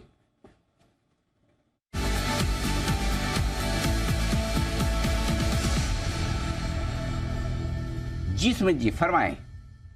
अनिल जी मानना पड़ेगा, आप क्या कैसे जजमेंट लगाते हैं और कैसे बोलते हैं समझ नहीं आता मुझे, लेकिन बाय का कॉल आया रडार पे। और आज नहीं चल रहा है मेरा। आज है ना, आज मेरा थोड़ा ठीक चल रहा है सुमित जी, तो जो बोल रहा हूँ वो ठीक ठाक निकल रहा। कल नहीं करूंगा वापस। बताए सर। नहीं अनिल जी, एक्चुअली मार्केट भी इतना डल है कि कुछ स्टॉक में बाइंग आ रही है, कुछ स्टॉक में सेलिंग आ रही है। तो अभी मेरे पास बाय वाला स्टॉक आया है, और इस बारी जो स्टॉक रडार पे है उसका भाव चल रहा है 82 रुपीज 25 पैसा, 82 रुपीज 40 पैसा। स्टॉक का नाम है मन इंफ्रा। मन इंफ्रा के अंदर यहां से ऊपर का मूव देखने को मिलना चाहिए। मन इंफ्रा के अंदर ब्रेकआउट है, रिसेंट के स्विंग हाई ब्रेक हो रहे हैं। मन इंफ्रा पिछले कुछ दिनों से तेजी भी कर रहा है, और अभी स्टॉक यहां से 8-10% का मूव आने वाले दिनों में ऊपर की तरफ दिखा सकता है। Risk reward ratio stop loss बहुत छोटा सा बैठ रहा है। मन इंफ्रा में जो नीचे में स्टॉप लॉस बनेगा 79 के पास बनेगा, 79, 78 ये नीचे में सपोर्ट है, तो 79 का छोटा सा स्टॉप लॉस लगा के मन इंफ्रा में खरीदारी करें। ऊपर में जो टारगेट देखने को मिल सकते हैं, पहला टारगेट बनेगा 87 रुपीज का, दूसरा टारगेट बनेगा 90 रुपीज का। 87 से 90 के टारगेट के लिए एक हफ्ते का व्यू लेके खरीदारी करें 79 के स्टॉप लॉस से मन इंफ्रा। मन इंफ्रा कैश मार्केट का ये स्टॉक आया है एक्शन में। बड़े दिनों बाद कैश मार्केट के कई सारे स्टॉक्स एक्शन में आ रहे हैं, उनमें से एक आपके सामने पेश किया अभी सुमित जी ने। बच गए आज तो, आज दिन ठीक था। आज हमारा ICICI सिक्योरिटीज, टाटा कम्युनिकेशन और तीसरा कौन सा था, टाटा मोटर्स भी, जिसमें लोग इतने बुलिश थे लेकिन चला नहीं है, जिस हिसाब से मुश्किल से आधा, तो आज ठीक है। और सेठी साहब और उसके बाद सुमित जी, बहुत है, इससे ज़्यादा एक्यूरेसी आ नहीं सकती, अब कोशिश करनी भी नहीं चाहिए। आइए, पिछली 4 तिमाहियों में विदेशी निवेशकों ने कई शेयरों में अपनी बढ़ाई है हिस्सेदारी। आइए आप जान लीजिए कि किन शेयरों को खरीदने का मन बना रहे हैं FIs और खरीद भी रहे हैं। अरमान ने हमारे साथ बताने के लिए सारी डिटेल्स इकट्ठी करके लेके आए हैं। अरमान बताएं। जी सर, कुल मिला के लगभग 40 ऐसे शेयर हैं जहाँ पे FPIs ने हिस्सेदारी बढ़ाई है। 40 ऐसे शेयर है सर। ओके। उसमें से कुछ तो ऐसे भी है जिसमें अगर आप सिर्फ FY23 की बात करें तो 10% के आसपास की बड़ी हिस्सेदारी उन्होंने बढ़ाई है। ओहो। जिसमें अगर आप FY23 की ओवरऑल बात करें तो FPIs ने लगभग 26,000 करोड़ जो है इनमें डाले हैं। और अगर आप स्टॉक्स के नाम बताऊं, जिसमें अगर 2 स्टॉक्स तो ऐसे हैं जिसमें 10% के आसपास है, और अगर आप देखें तो 5% के आसपास, तो आपको 5 या 6 स्टॉक ऐसे दिखेंगे जहां पे 5% से आसपास जो है उन्होंने बढ़ाई है। सबसे ज्यादा जो हिस्सेदारी उन्होंने बढ़ाई है वो है NCC, जहां पर आप देखें हिस्सेदारी 9% से बढ़कर लगभग 20% के आसपास हो गई। GHCL की बात करें तो वहां पर भी 10% के आसपास हिस्सेदारी बढ़ाई है, 15% से बढ़कर 25% के आसपास हो गई। रेमंड, वेस्ट कोस्ट या BHEL की बात करें तो वहां पर भी आपको 6 से 4% के 4 से 5% के आसपास की बड़ी हिस्सेदारी जो है बढ़ती हुई दिखी। और इसी लिस्ट में आपको कई सारे ऐसे स्टॉक्स भी हैं जिसमें Praj industries, rain industries, NOCL, ITC, आशियाना हाउसिंग और डेक्कन सीमेंट्स, जहां पर आपको दिखेगा यहाँ पर 1 से 4% के आसपास की बड़ी तेजी आती हुई दिखी है। और NCC या फिर GHCL देखें तो इनके तो लगातार अगर आप देखेंगे क्वार्टरली तिमाही के जो अपडेट्स आ रहे हैं, आपको लगातार यहाँ पर दिख रहा है कि वो हिस्सेदारी जो है बढ़ाते हुए जा रहे हैं। उस हिसाब से अगर आप, और ये मुख्य स्टॉक्स है जिसमें आप GHCL, प्राज इंडस्ट्रीज, नोसिल या डेक्कन सीमेंट्स की बात करें तो इनका अगर आप ब्रोकरेजेस का टारगेट देखें, ओवरऑल GHCL का टारगेट ब्रोकरेजेस का 712 है। हालांकि आप करंट मार्केट प्राइस अगर आप देखेंगे तो 484 का ही है। प्राज इंडस्ट्रीज यहाँ पर 474 का टारगेट है, और उनका अगर आप अभी मौजूदा भाव देखेंगे तो लगभग 350 के आसपास जो है यहाँ पर चलता हुआ दिख रहा है। तो ओवरऑल कई सारे स्टॉक्स हैं, और उसमें से भी 5 या 6 तो ऐसे स्टॉक्स हैं जिसमें 5% या उससे भी ज्यादा उन्होंने हिस्सेदारी बढ़ाई है सिर्फ FY23 में। तो काफ़ी बुलिश व्यू रहा है इन पर, इन कई स्टॉक्स पर हम देख भी रहे हैं। अच्छी मिक्स है, कई सारे मिड कैप काउंटर्स भी हैं इसमें, और नोसिल जैन साहब ये भी है इसका इस लिस्ट में शामिल। अच्छी खासी यहाँ पर हमने देखा है स्टॉक की चाल उतनी खास नहीं रही है, बट फंड्स का स्पेशली FIs का बढ़िया भरोसा रहा है, और आपके तो रेडार पर भी रहा है सर। सब प्राइस एक्शन एक तरीके से देखिए, जब करेक्टेड होता है और सीमेंट स्टॉक्स हो या ये सारे ओवरऑल स्टॉक्स करेक्टेड जो mid cap small cap particularly काफी करेक्ट हुए हैं, तो वहां अपॉर्चुनिटीज आ रही है। और थोड़ा सा भी रिजल्ट अच्छा आ जाए बाद में, और कॉस्ट की वजह से या मार्जिन्स के प्रेशर की वजह से रिजल्ट्स हल्के आए हैं, तो वो एक टेम्पररी रीजन होता है। टॉप लाइन बढ़ रहा है और कंपनियां अच्छी कर रही है, मैनेजमेंट की क्वालिटी अच्छी है और प्राइस करेक्टेड है, तो यही एक स्ट्रैटेजी होती है कि जहां पे आप पैसा बना सकते हो। इसलिए कई बार ऊपर के लेवल्स पे प्रॉफिट बुकिंग हुई भी रहती है और नीचे के लेवल्स पे आप कैश पे बैठे हुए रहते हैं, तो इन तरीके की अपॉर्चुनिटीज बहुत अच्छी मिलती है। तो मुझे लगता है ये सारी रीजंस यही है कि वहां पे प्राइस एक्शन है, और नीचे के लेवल्स पे अब डाउनसाइड रिस्क भी कम हो जाती है, क्योंकि वर्स्ट फेज में भी अगर बॉटम आउट होता है, जैसे अगर हम नोसिल की बात करें तो 205-10 एक रेंज है जहां पे ये अच्छा खासा सपोर्ट लेके डबल बॉटम बना के बाउंस किया है, और फंडामेंटल्स भी इंटैक्ट है। थोड़े बहुत जरूर से प्रेशर था क्योंकि क्वार्टरली रिजल्ट्स में दिख रहा है मार्जिन्स का प्रेशर की वजह से नीचे आया हो, तो ओवरऑल मुझे लगता है इसी तरीके की अपॉर्चुनिटीज हमें स्मॉल कैप मिड कैप में देखना चाहिए, और मिड कैप इंडेक्स अच्छा परफॉर्म कर रहा है, small cap is yet to perform. Okay, तो ये है आपके लिए कुछ small cap mid cap stocks में एक्शन आ सकता है। फंड्स का भी बढ़ रहा है, प्राइस एक्शन आएगा, बट अच्छे स्टॉक्स आपको मिल रहे हैं और फंड यहाँ पर खरीदारी भी कर रहे हैं। आइए, श्रीकांत चौहान साहब भी हमारे साथ जुड़ गए हैं, करते हैं उनका स्वागत बिगुल BTS TT।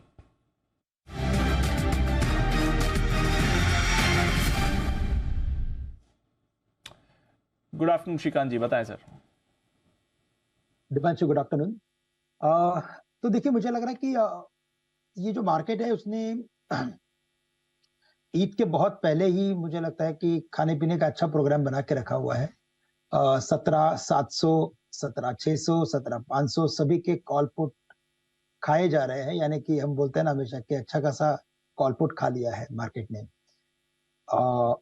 काफी सारे फैशन या ब्रांड रिलेटेड स्टॉक्स में अच्छी खासी तेजी बनी है। दैट मीन्स कि वो भी एक इंडिकेट कर रहा है कि शायद इस बार का ये जो फेस्टिवल रहेगा वो शायद थोड़ा और मुझे लगता है कि रौनक ला सकता है, और इसी वजह से जितने भी शूज से रिलेटेड स्टॉक्स है या मे बी होटल या रेस्टोरेंट्स, सभी में हमने अच्छी खासी तेजी देखी है। बट ओवरऑल देखा जाए तो इस मार्केट में अगर इस मार्केट को अगर कोई और ऊपर लेके जा सकता है तो वो BFSI सेक्टर है, और वहां पे हमें लगता है कि स्टेट बैंक ऑफ इंडिया को खरीदे, जो तकरीबन अभी 542, 543 के करीब ट्रेड कर रहा है। और ये स्टॉक लगता है कि एक अच्छे रिवर्सल मूवमेंट के साथ ऊपर आ रहा है। तो करंट लेवल से अगर इसे खरीदते हैं तो टारगेट्स रहेंगे अराउंड 550 एंड 555 के, तो दो टारगेट्स के लिए खरीदे और स्टॉप लॉस यहाँ पे रखे एट 538। तो 538 के स्टॉप लॉस के साथ स्टेट बैंक को खरीदना है। ओके, 538 के स्टॉप लॉस के साथ SBI में करें खरीदारी। स्टॉक डेज हाई पर भी आ रहा है। रिकवरी इस काउंटर में आपको आती हुई दिख रही है। अभी थोड़ी देर पहले हम बैंक्स की बात कर ही रहे थे और SBI डेज हाई पर आते हुए दिख रहा है। श्रीकांत जी की पसंद। कुछ और काउंटर्स जहां पर मूवमेंट आ रहा है, इंडियन होटल्स, यहां पर भी आपको अच्छा एक्शन बनते हुए दिख रहा है। हम बात कर रहे थे ओरिएंटल होटल्स के ज़बरदस्त नंबर्स आए थे। बाकी होटल स्टॉक्स जैसे Taj GK, Lemon Tree, Royal Orchid में भी आपको अच्छे गेंस दिख रहे हैं। बट इंडियन होटल्स वायदा कारोबार का हिस्सा पिछले 5 मिनट में मूव भी आई है। बंसल जी देखें सर, इंडियन होटल्स 336 का लेवल, कोई राय?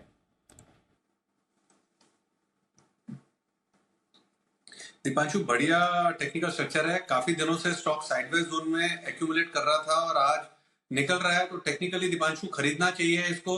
यहाँ पर 330 के नीचे का एक स्टॉप लॉस बैठता है और टेक्निकली अगर हम देखें तो स्टॉक में 346, 347 के लेवल्स 1-2 दिन में देखने को मिल सकते हैं। इस स्पेस में भी अच्छा एक्शन बना हुआ है। सारे होटल स्टॉक्स में आपको मूव दिख रही है। एक बार जरा जैन साहब से भी राय ली जाए। जैन साहब, वैसे भी अच्छे मोमेंटम वाला स्पेस है। अभी हमने ओरिएंटल होटल्स के शानदार नंबर्स देखे। 1.5 करोड़ का मुनाफा 18 करोड़ का हो गया सर, 66 करोड़ की आय 111 करोड़ की हो गई। और इस सीजन सभी टूरिज्म ट्रैवल स्टॉक से यही एक्सपेक्ट करना है सर? बिल्कुल, देखिए जिस तरीके के एक्सटेंडेड वीकेंड्स थे या आगे भी आने वाले हैं, और ओवरऑल एक रिवेंज कंजम्पशन, रिवेंज टूरिज्म बोल लीजिए, और इंडियन टूरिज्म के ऊपर भी लोगों का बहुत जबरदस्त तरीके से रुझान है। आजकल देखते कि भाई बाहर जाना कई बार इश्यूज रहते हैं, तो यहाँ पे एक्सटेंडेड वीकेंड्स में एक दिन आगे पीछे की छुट्टियां लेके आदमी 5 दिन 6 दिन में इंडिया में कहीं से भी जाके आ सकता है। तो ओवरऑल मुझे लगता है कि ये तो और बढ़ेगा टूरिज्म, और प्लस इनके रिजल्ट और बेहतर होने चाहिए। और ये सेक्टर की एक जो बात है कि ये बहुत सालों का एक बहुत बड़ा अंडर परफॉर्मर रहा है, क्योंकि इनके बैलेंस शीट्स में कुछ ना कुछ इश्यूज थे। भले वो डेट्स का इशू था, इंटरेस्ट का आउटगो ज्यादा था, इसकी वजह से ये स्टॉक्स नहीं चलते थे।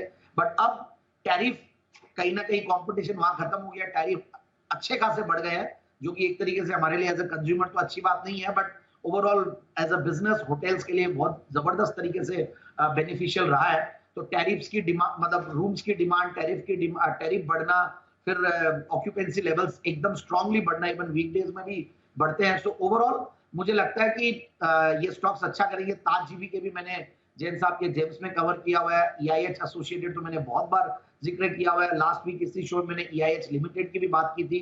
और छोटे छोटे बहुत सारे स्टॉक्स हैं जो अच्छा कर रहे हैं। तो मेरे हिसाब से और ITC भी कहीं ना कहीं वहां पे भी हो सकता है कि एक डीमर्जर की बात कभी आए होटल्स को लेकर, तो ITC भी एक अच्छा प्रोबेबल प्लेयर है। तो मेरे हिसाब से होटल्स के ऊपर पूरा रुझान रखना चाहिए। आज वंडरला को मैंने देखा था, मैनेजमेंट हमारे न्यूज पर व्यूज में था, तो ये स्टॉक भी देखते देखते डबल हो गया। तो मुझे लगता है कि टूरिज्म, एंटरटेनमेंट, ट्रैवल से रिलेटेड स्टॉक्स अच्छा करेंगे। ओके, तो टूरिज्म और ट्रैवल से रिलेटेड स्टॉक्स अच्छा करेंगे। इंटरग्लोब भी हम देख रहे हैं 2-3 दिनों से अच्छे एक्शन में बना हुआ है। बट अभी बात चली रही थी कि कैसे मिड और स्मॉल कैप्स फंड्स को पसंद आ रहे हैं।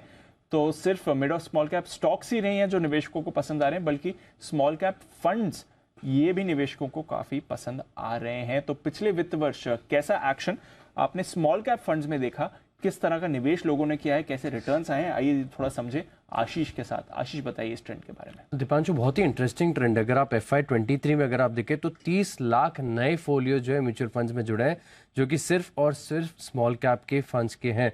दरअसल अगर आप देखेंगे तो FY22 के मुकाबले 23 में आप देखें तो यहाँ पर जो SIP इनफ्लो है यहाँ पर करीब 25% की बढ़त देखने को मिलेगी। 1.56 लाख करोड़ का आंकड़ा देखने को मिला था। लेकिन जो सबसे खास बात है जो मुझे नजर आ रही है इस रिपोर्ट में, वो है कि आप देखिए कि जिस प्रकार का अल्फा जनरेट किया है फंड मैनेजर्स ने, क्योंकि अगर आप निफ्टी के रिटर्न्स की बात की जाए तो निफ्टी ने FY23 में कोई रिटर्न नहीं दिया, करीब करीब आधे % की गिरावट देखने को मिली। वहीं अगर आप सिर्फ स्मॉल कैप 100 इंडेक्स को देखें तो यहाँ पर तो एक साल में करीब करीब उस वित्त वर्ष में 14% तक की गिरावट देखने को मिली थी।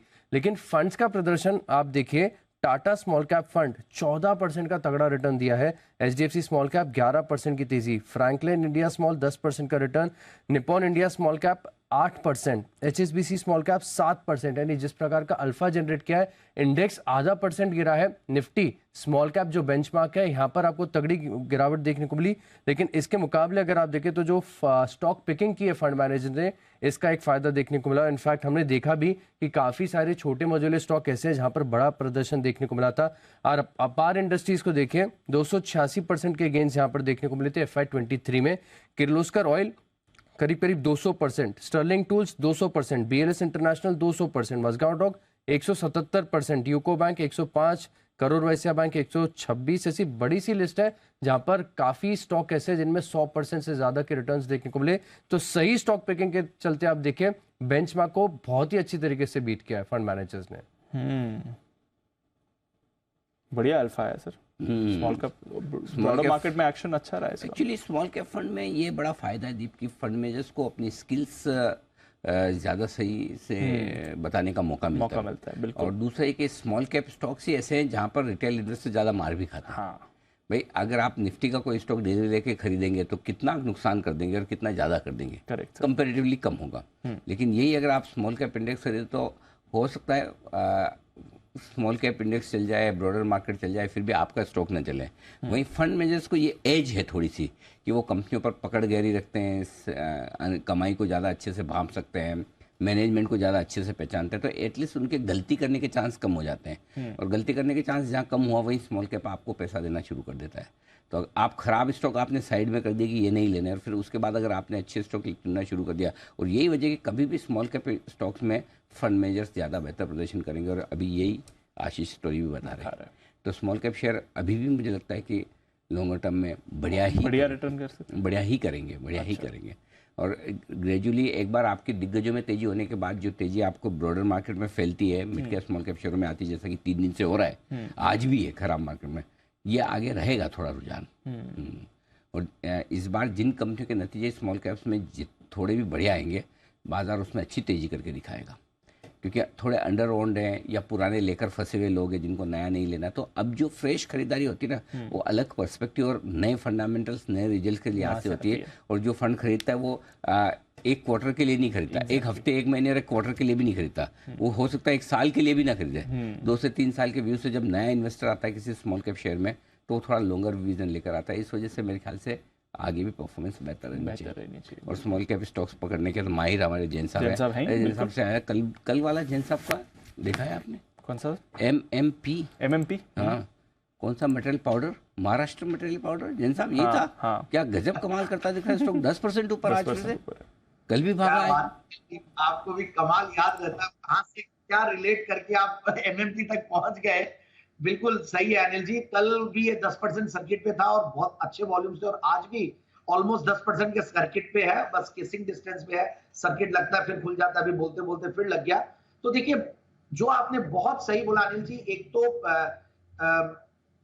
स्मॉल कैप मिड कैप में जो फंड्स है उनका एज रहता है, वो लोग की स्टडी बहुत अच्छी रहती है, वो लोग कॉन कॉल्स अटेंड करते हैं, वो लोग आपके प्रोमोटर से अच्छे से मिलते हैं, पूरे प्लान्स को समझते हैं, और एंट्री एग्जिट। और फिर एक और चीज, जो अगर आप ऐसे इंडिविजुअली स्मॉल कैप को अगर आप प्लेज करते हैं मार्जिन के लिए, तो वहां पे आपको मार्जिन कम मिलती है। और वही अगर आप स्मॉल कैप फंड को मार्जिन के लिए प्लेज करते हैं तो वहां पे 90% तक का भी, यानी कि 10% के हेयर कट में भी आपको वो बेनिफिट मिल जाता है। तो आपको स्मॉल कैप इंडेक्स का रिटर्न भी मिल गया, सेफ्टी भी मिल गया, और आपको वो हेयर कट बेनिफिट भी मिल जाता है। और ऐसे अगर हम देखते हैं तो कई बार वो 75%, 70% मिलता मार्जिन। और अब चूंकि 50-50% वाला जो हुआ है, उसके बाद ये सब चीजें भी बहुत अहमियत रखती है। But yes, small cap mid cap में मुझे लगता है कि बहुत दिनों का अंडर परफॉर्मेंस हो गया। स्मॉल कैप में ये परफॉर्म करेंगे, डाउनसाइड रिस्क कम है, इस बार भी 8,900 9,000 के लेवल्स पे सपोर्ट लेके अच्छा खासा बढ़ा है।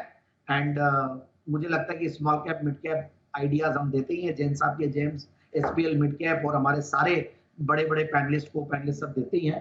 तो आइडियाज का तो भंडार है हमारे यहाँ जी बिजनेस पे, एंड क्वालिटी स्टॉक्स का ये बहुत इंपॉर्टेंटली मैं बोल देता हूँ। हमारे यहाँ इधर उधर के स्टॉक्स कई जो पहले डिस्कस भी नहीं होते हैं और अच्छे स्टॉक से डिस्कस होते हैं, सब लोग पैनलिस्ट अच्छे अच्छे स्टॉक्स ला रहे हैं। तो मुझे लगता है कि व्यूअर्स को ऑलरेडी बहुत फायदा हुआ होगा, क्योंकि नीचे के लेवल्स पे आपने जब बोला स्टैगर्ड वे में बाइंग करना है, वहां से अगर किसी ने बाइंग किए तो एक तरफा आप 900,000 पॉइंट का निफ्टी में तेजी देखिए है, और अब कंसोलिडेट हो रहा है तो निफ्टी में मिड कैप और स्मॉल कैप चल रहे हैं। और मुझे याद है अनिल जी, आप वो जो 12 दिन बोलते हैं ना, वो 12 दिन अभी आना बाकी है। मिड कैप स्मॉल कैप में तो 10-12 दिन में ही सारा काम हो जाता है। तो मिड कैप स्मॉल कैप कभी कभी छोटे समय में बड़े रिटर्न्स भी दे जाते हैं ये काउंटर्स। तो अच्छे स्टॉक्स पर रखिए नजर, और ऑफ कोर्स रोज आपको बेहतरीन कॉल्स तो जीबीएस में मिलेंगी। आइए एक ऐसा ही स्टॉक का आइडेंटिफाई किया है श्रीकांत जी ने भी, लेते हैं उनकी कॉल TSWT का।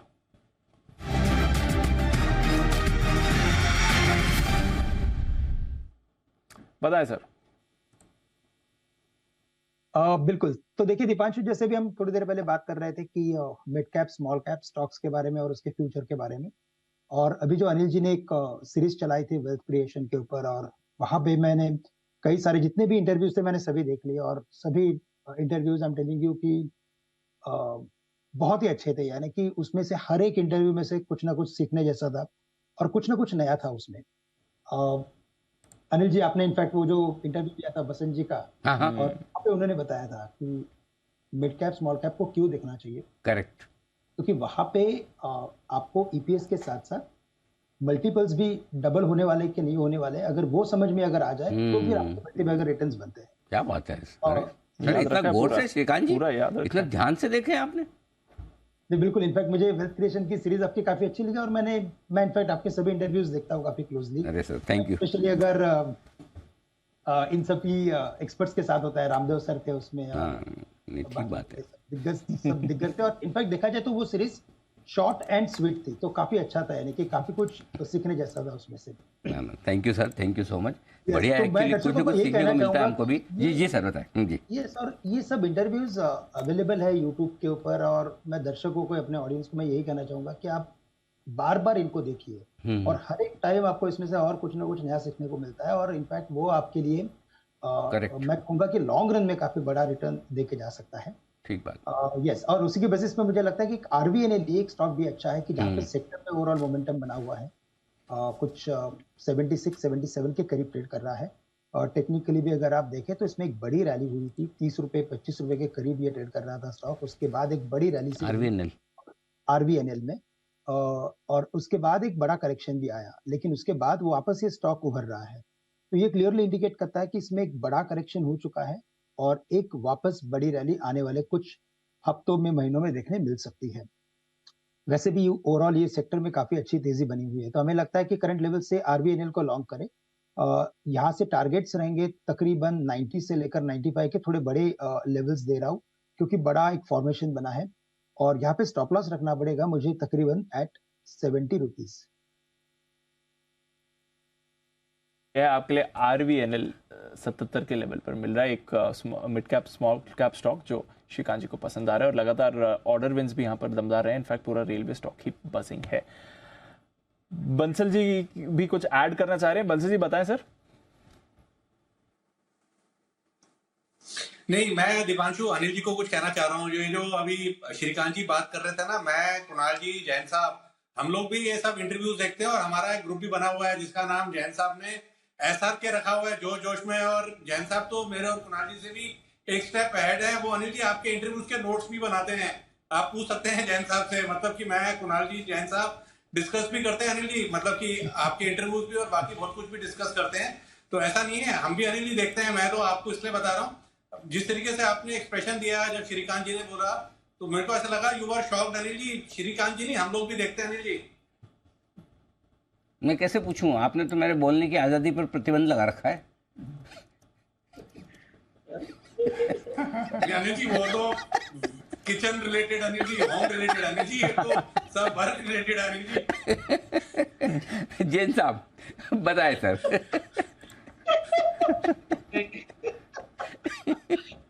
मजा आ गया। सही बोल रहे हैं, हम लोग काफी करते हैं और हम लोग तो कंटेंट्स को मतलब और जी बिजनेस को तो देखना मतलब ऐसा रूटीन है। मतलब मैं न्यूज पर व्यूज का तो बहुत बड़ा फैन हूँ, मैं कुछ भी नहीं छोड़ता। मैंने मेरी ऑफिस की टाइमिंग चेंज कर रखी है अनिल जी, और मैं क्या बोलूं, मतलब मैं 11 बजे भले ही मैं शो में हो या नहीं हूं, मैं तो ये 9:30 बजे बाद जेम्स साहब जेम्स देने के बाद भी 7-8 मिनट में हो जाता है। 9:37 से लेकर 9:55 तक बैठा रहता हूं सर।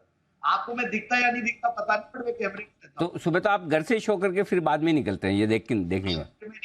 सच्चे बताओ, हमारे शो के चक्कर में आपको ज्यादा ही लेट है ऑफिस के चक्कर में कि नाम अनिल जी का लगा दो, इंटरव्यू देखते हैं आराम से 10 बजे चलेंगे? नहीं, शो के चक्कर में होता है, क्योंकि अगर ऑफिस आ गया तो फिर तो शो देखना नहीं होता, बैठ के देखना नहीं होता है, घर पे आराम से हो जाता है। धन्यवाद जैन साहब, थैंक यू सर। कुणाल जी कुछ कहना चाहते हैं? जी कुणाल जी। अनिल जी देखिए, मैं कह रहा हूँ बाकी सब ठीक है। अनिल जी नोट्स मत मांग लीजिएगा आप जैन साहब से। अनिल जी जो अभी बंसल जी जिक्र कर रहे थे, बिल्कुल भी नहीं, तो नोट्स मत मांग लीजिएगा, बाकी बिल्कुल सही कह रहे हैं। मैं मांगूंगा तो भी एस हटा के मांगूंगा, नोट्स मांगूंगा ही नहीं, खाली नोट्स मांगूंगा।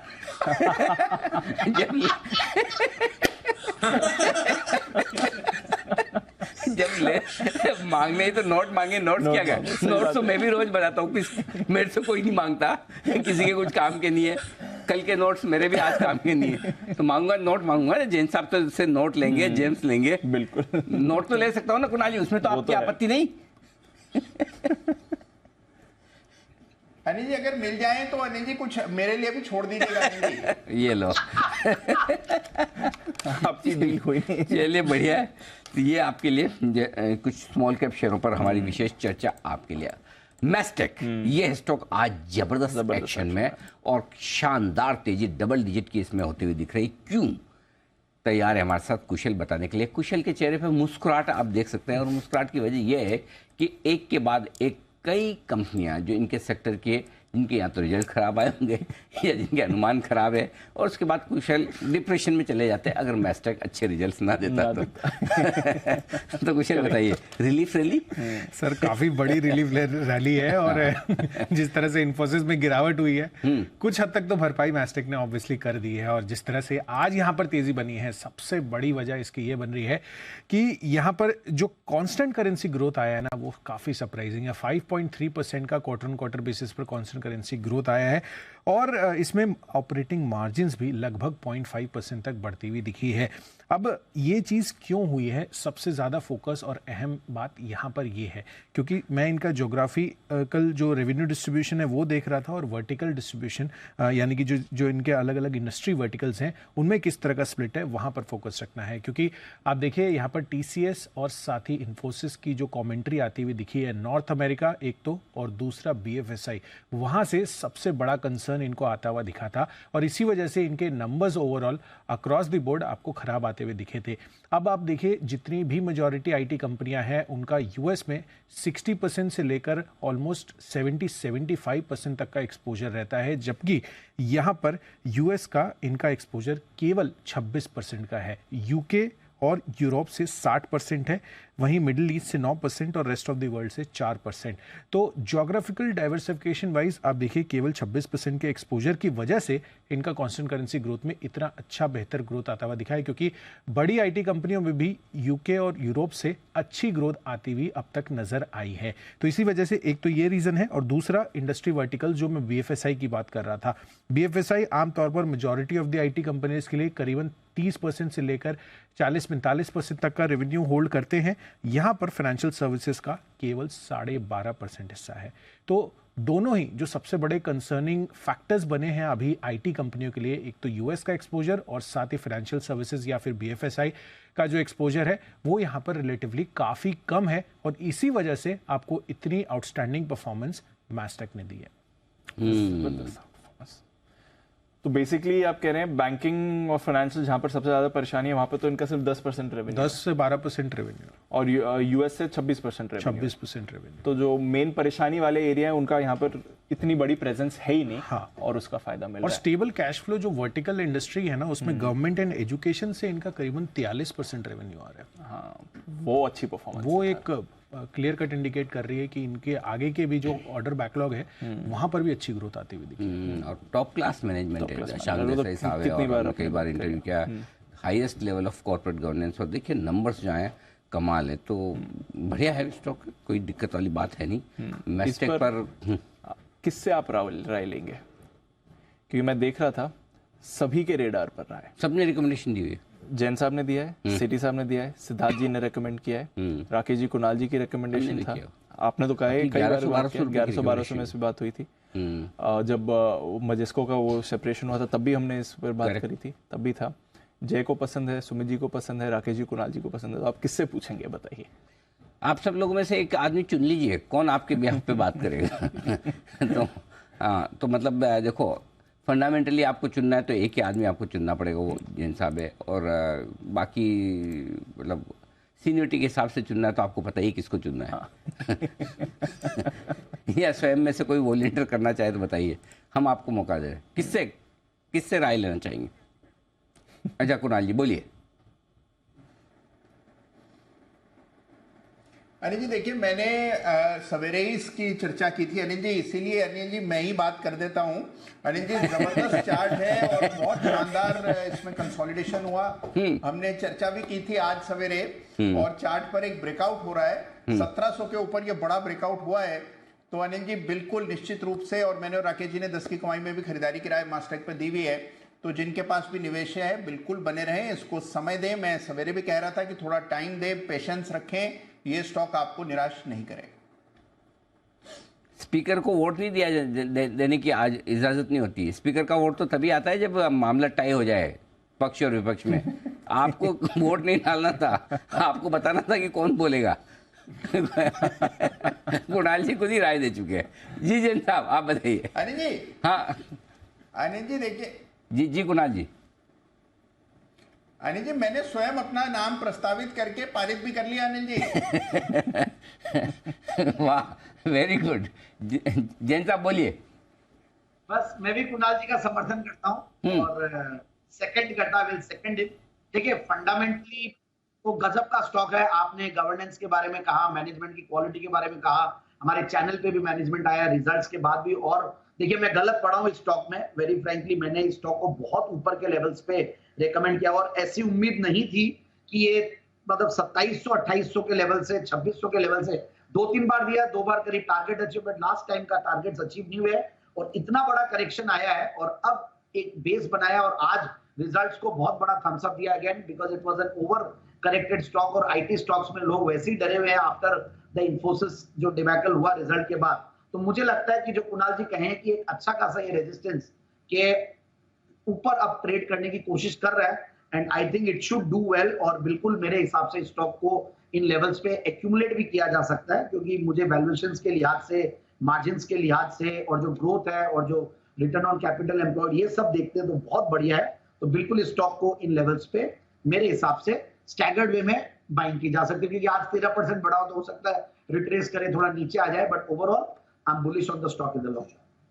ओके, तो लॉन्ग टर्म में बुलिश व्यू है, फंडामेंटल्स भी अच्छे हैं, टेक्निकल्स भी अच्छे हैं, कंपनी की परफॉर्मेंस भी बढ़िया रही है। 13% ऊपर मैस्टेक आ रहा है। तो जो सुबह हम बात कर रहे थे और 2 दिन पहले अनिल जी की भी बात थी कि आईटी अब आप एज अ सेक्टर एक तरफा मूव नहीं देखेंगे, नतीजों के बाद स्टॉक स्पेसिफिक मूव आएगी और इसलिए मैस्टेक दमदार नतीजों के बाद बढ़िया परफॉर्मेंस दिखा रहा है। आज एचसीएल टेक के भी नंबर्स आएंगे, तो एक और लार्ज कैप आईटी कंपनी है साइंट के नंबर्स आएंगे, तो मिड कैप स्पेस से यहाँ पर भी हमें संकेत मिलने वाले हैं। फिलहाल इन दोनों स्टॉक्स में तो एक्शन नहीं है, बट मैस्टेक बढ़िया नतीजों के बाद मूव कर रहा है।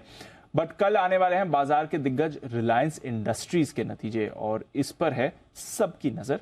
आइए एक बार नुपुर से जानते हैं क्या है बाजार का अनुमान रिलायंस से। नुपुर, स्टॉक तो थोड़ा सुस्त ही रहा है बट नतीजे कैसे रहेंगे रिलायंस के? रिलायंस के नतीजे काफ़ी मिले जुले रह सकते हैं। क्वार्टर ऑन क्वार्टर बेसिस पे अगर हम देखें तो जो कंपनी की आय है वो काफ़ी फ्लैट रह सकती है। वहाँ पे इनफैक्ट 0.2% की गिरावट का इस बार का अनुमान है। करीबन 2,16,700 करोड़ के आसपास कंपनी की आय आ सकती है। कामकाजी मुनाफा देखें तो सिर्फ 1.5% की ग्रोथ लेकर बाजार चल रहा है, 35,500 करोड़ के आसपास। मार्जिन में सिर्फ 30 बेसिस पॉइंट का इंप्रूवमेंट इस बार आपको दिखेगा, 16.2 से बढ़ के 16.5% के आसपास आ सकता है। मुनाफा करीबन 17,500 करोड़ के आसपास आ सकता है। तीनों सेगमेंट्स जो कंपनी के बड़े उन पे आपको नज़र रखनी है। O2C सेगमेंट की बात करें तो यहाँ पर एक्सपेक्टेशन है कि बेटर परफॉर्मेंस हो सकती है, जिस हिसाब से जो विंडफॉल टैक्स में जो बदलाव हुए थे उसके बाद तिमाही दर तिमाही आपको यहाँ पर जो कमी हुई है उसका भी फ़ायदा कंपनी को मिलते हुए दिखेगा। पेट्रोकेमिकल मार्जिन्स में इस बार एक्सपेक्टेशन है कि ये आउट परफॉर्मेंस दे सकता है, जिस हिसाब से गैस के प्राइसेस में बदलाव हुए उसके बाद यहाँ पर भी एक्सपेक्टेशन बन के आ रही है। GMR जो है वहाँ पर भी सुधार की उम्मीदें। जियो का बिजनेस अगर देखें और उसके कामकाजी मुनाफे की बात करें तो वहाँ पर एक्सपेक्टेशन है कि 2 से 3% का सुधार हो सकता है, लेकिन जो आरपूज है वो 178 पर स्थिर रहने का इस बार का अनुमान है। तो इतनी आउटस्टैंडिंग परफॉर्मेंस जियो की तरफ से नहीं आ सकती है। रिटेल सेगमेंट की बात करें तो वहाँ पे भी एक्सपेक्टेशन है कि थोड़ी सी मॉडरेट ग्रोथ आ सकती है, थोड़ी सुस्त ग्रोथ रिटेल सेगमेंट में भी इस बार रह सकती है। तो ऑल इन ऑल एक मिला जुला क्वार्टर रह सकता है रिलायंस के लिए। ओके, मिला जुला क्वार्टर रह सकता है रिलायंस के लिए। देखते हैं कैसी परफॉर्मेंस रहेगी। स्टॉक में भी कुछ बड़ा एक्शन नहीं है। एक बार वागले साहब से चार्ट चेक भी ले लिया जाए। वागले साहब 2350 रिलायंस इंडस्ट्रीज।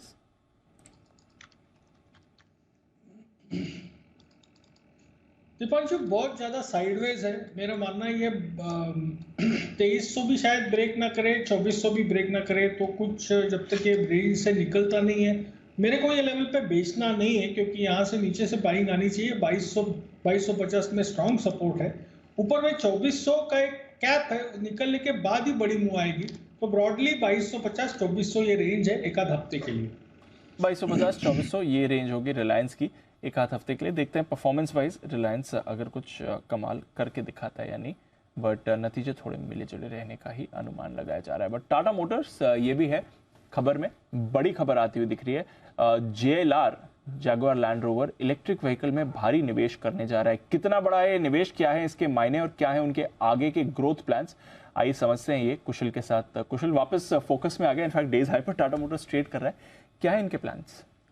देखिए काफ़ी बड़े प्लान्स अब बनते हुए नज़र आ रहे हैं, क्योंकि यहाँ पर इलेक्ट्रिक व्हीकल और ख़ासकर जो इनका JLR वाला पोर्टफोलियो है जिससे करीबन 70% इनके ओवरऑल रेवेन्यू में कंट्रीब्यूशन आता है, अब उनकी इलेक्ट्रिक व्हीकल स्ट्रेटेजी के लिए एक डिटेल्ड रोड मैप ये इन्होंने कल बताया है। अब डिटेल रोड मैप के अंतर्गत सबसे पहली और सबसे बड़ी बात यह है कि 15 बिलियन पाउंड्स का ये निवेश करने वाले हैं, यानी कि इंडियन रुपीस में लगभग 1,53,000 करोड़ का यहाँ पर इन्वेस्टमेंट्स किया जाएगा JLR की तरफ से अगले 5 सालों में। और वो इसलिए क्योंकि जो इनके लग्जरी सेगमेंट की पूरा का पूरा JLR का जो पोर्टफोलियो है उसको ये इलेक्ट्रिक फर्स्ट करने की योजना बना रहे हैं। अब इलेक्ट्रिक फर्स्ट करने की योजना के अंतर्गत कुछ एक प्लांट्स हैं यूके में जो कि ऑल इलेक्ट्रिक होते हुए दिखेंगे, जिसमें यूके की जो हॉलीवुड प्लांट है उसको पूरी तरह से ये इलेक्ट्रिक कार मैन्युफैक्चरिंग फैसिलिटी बनाने की कगार पर है। तो आगे चलकर यहाँ पर सबसे बड़ा फोकस रहेगा कि EV से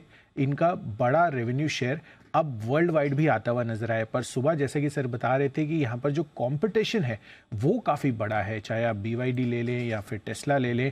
और टेस्ला का जिस तरह से प्राइस कट अक्रॉस आपको आता हुआ दिखा है उनके जो मॉडल्स हैं उसमें कहीं ना कहीं अन्य जो प्लेयर्स हैं वो थोड़ा सा सफ़र वहाँ के लोकल प्लेयर्स करते हुए नज़र आ रहे हैं। तो देखना होगा कि ग्लोबल स्तर पर JLR इस चीज़ को कैसे कम्पीट कर सकता है।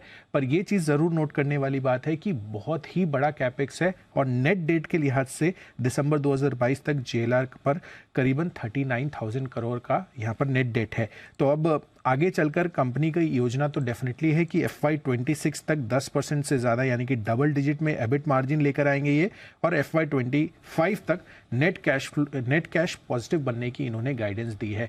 तो ये तो प्लान्स है, गाइडेंस है, बट अल्टीमेटली सबसे बड़ी बात यह है कि EV पर फोकस एक तो डोमेस्टिक पर था ही इनका, पर अब ग्लोबल स्तर और जो सबसे बड़ा इनका पोर्टफोलियो रेवेन्यू जनरेटर है उस पर भी अब EV को लेकर इनका बड़ा कैपेक्स आ रहा है। ओके, तो ये है आपके लिए पूरा का पूरा टाटा ग्रुप की तरफ से बड़ा प्लान JLR में एक्सपांशन 1.5 लाख करोड़ का अगले 5 सालों में, और पूरी तरह से ब्रिटेन की जो यूनिट है उसको इलेक्ट्रिक व्हीकल पर फोकस करके बनाएंगे। और बाजार प्रसन्न होता हुआ दिख रहा है इस खबर के बाद में। बाजार वैसे भी प्रसन्न हो रहा है, आखिरी 15 मिनटों में 17,600 के ऊपर टिकने में कामयाब, दिन की ऊंचाइयों की तरफ बढ़ने की कोशिश होती दिख रही है। और बैंक निफ्टी भी अब अच्छी मजबूती के साथ ट्रेड करता हुआ आपको नजर आएगा। यहाँ पर भी तेजी अब 125 अंकों की हो चुकी है, फिर से 42,300 के करीब पहुंचता हुआ दिख रहा है। ऐसे में सुमित जी बहुत जल्दी से एक बिगुल की आवाज़ सुनना चाहते हैं, सुपर हिट।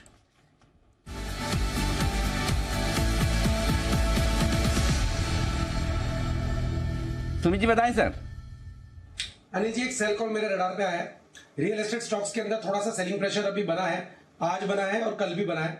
तो जो स्टॉक अभी मेरे रडार पे आया है उसका फ्यूचर्स में अभी भाव चल रहा है 416 रुपए 50 पैसे। स्टॉक का नाम है डीएलएफ।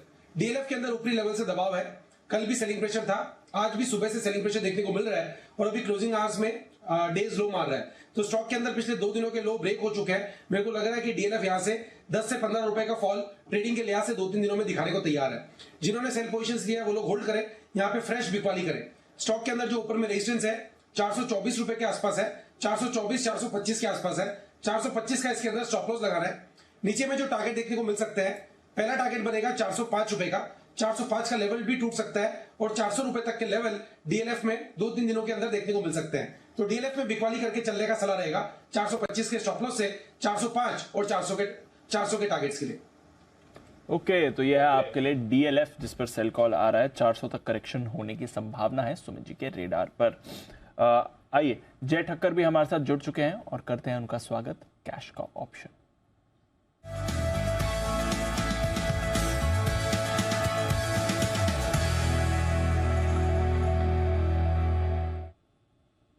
स्वागत है जय, गुड आफ्टरनून। बताएं, आप एकदम सही रिकवरी के समय आए हैं, क्या स्ट्रैटेजी लेकर आए हैं?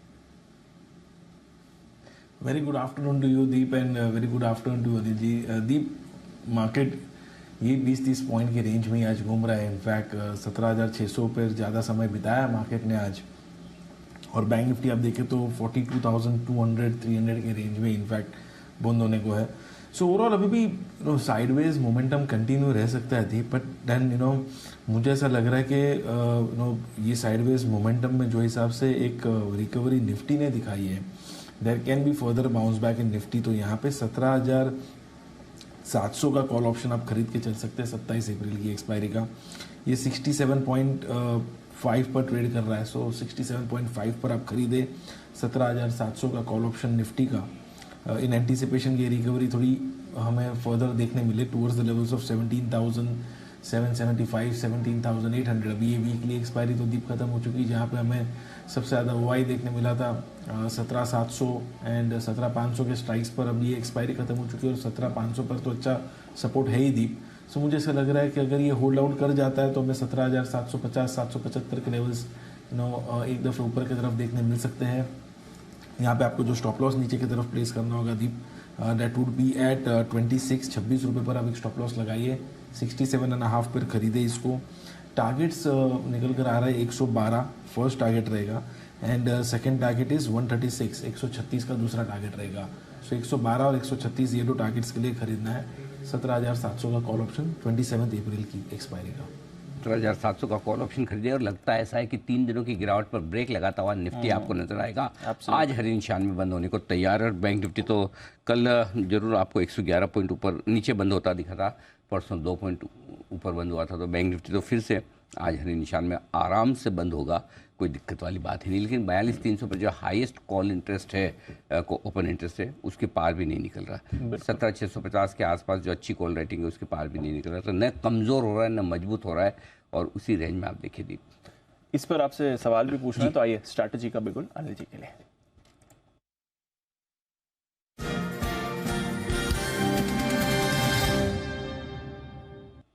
ये रोज का ट्रेंड भी बन गया अनिल जी कि आखिरी आधे घंटे में एक रिकवरी तो आती है, उसके बाद आप पॉजिटिव बंद हो नेगेटिव बंद हो वो अलग बात है, बट आखिरी आधे घंटे की रिकवरी लगातार चौथे दिन आप देख जरूर रहे हैं स्क्रीन पर और निफ्टी को पॉजिटिव टेरिटरी में ले गए। और इस बीच डाउ फ्यूचर्स में कोई रिकवरी नहीं है, नैस्डैक फ्यूचर्स में कोई रिकवरी नहीं है। डाउ फ्यूचर्स 150 पॉइंट नीचे है, नैस्डैक फ्यूचर्स 150 पॉइंट नीचे है, कुछ नहीं बदला है। यूरोप में सुस्ती है, बदला तो सिर्फ हमारी स्क्रीन पर है एक्सपायरी से पहले। अब बताएं सर क्या करना है? नया तो कुछ भी नहीं करेंगे, क्योंकि डाउ फ्यूचर्स आपको सपोर्ट नहीं करें कि आप तेजी करके जाए, और मंदी इसलिए नहीं करनी कि बाजार जितना खराब होना चाहिए वैसे हो नहीं रहे आज। राइट।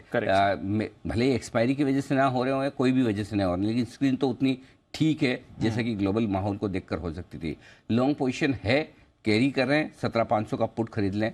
शॉर्ट पोजीशन है, कैरी कर रहे हैं तो 17,800 का कॉल खरीद कर अपने आप को हेज रख सकते हैं, अगर हेज रखना चाहें तो।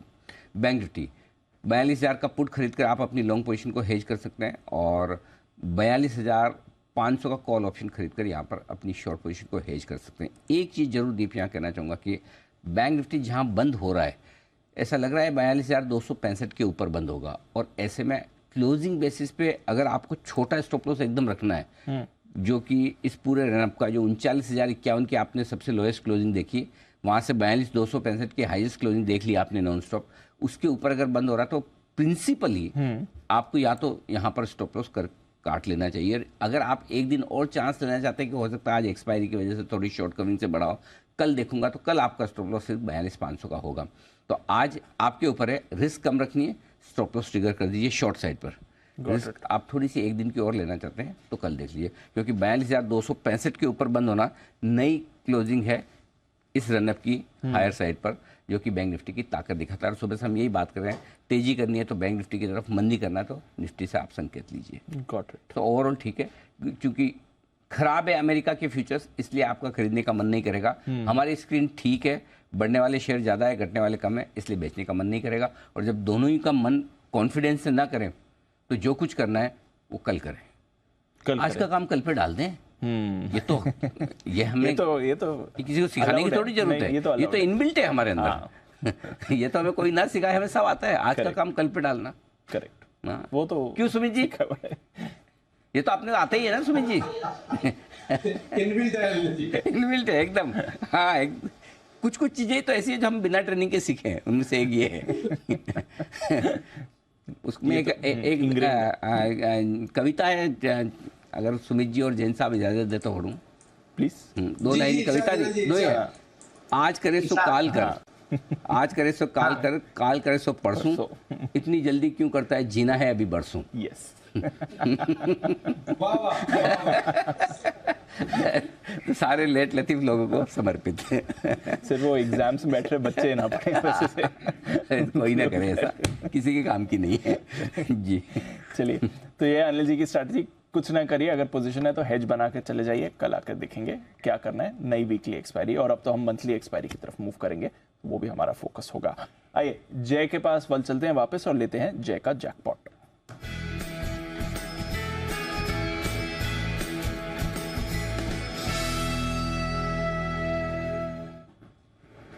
बताएं जय। दीप, थोड़ी बहुत रिकवरी की एंटिसिपेशन है, सो इसीलिए मैं सोच रहा हूँ कि मुझे ऐसा लग रहा है कि बाटा, इसका 1460 के स्ट्राइक का कॉल ऑप्शन आप खरीद कर चले। ये 20 रुपये 50 पैसे से लेकर 21 रुपये के रेंज में आपको मिलेगा।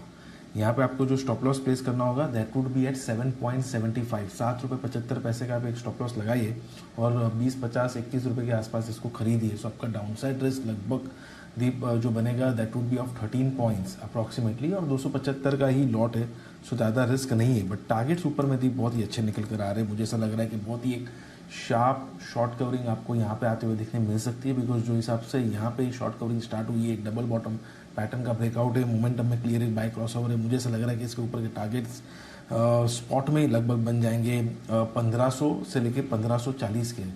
सो मिनिमम टारगेट इसका ऊपर में निकल कर आ रहा है 40 का, that would be my first target, and second target हम रख सकते हैं 60 रुपये का। सो 40 एंड 60 ये दो टारगेट्स के लिए खरीदना है। बाटा का 1460 के स्ट्राइक का एट द मनी स्ट्राइक का कॉल ऑप्शन।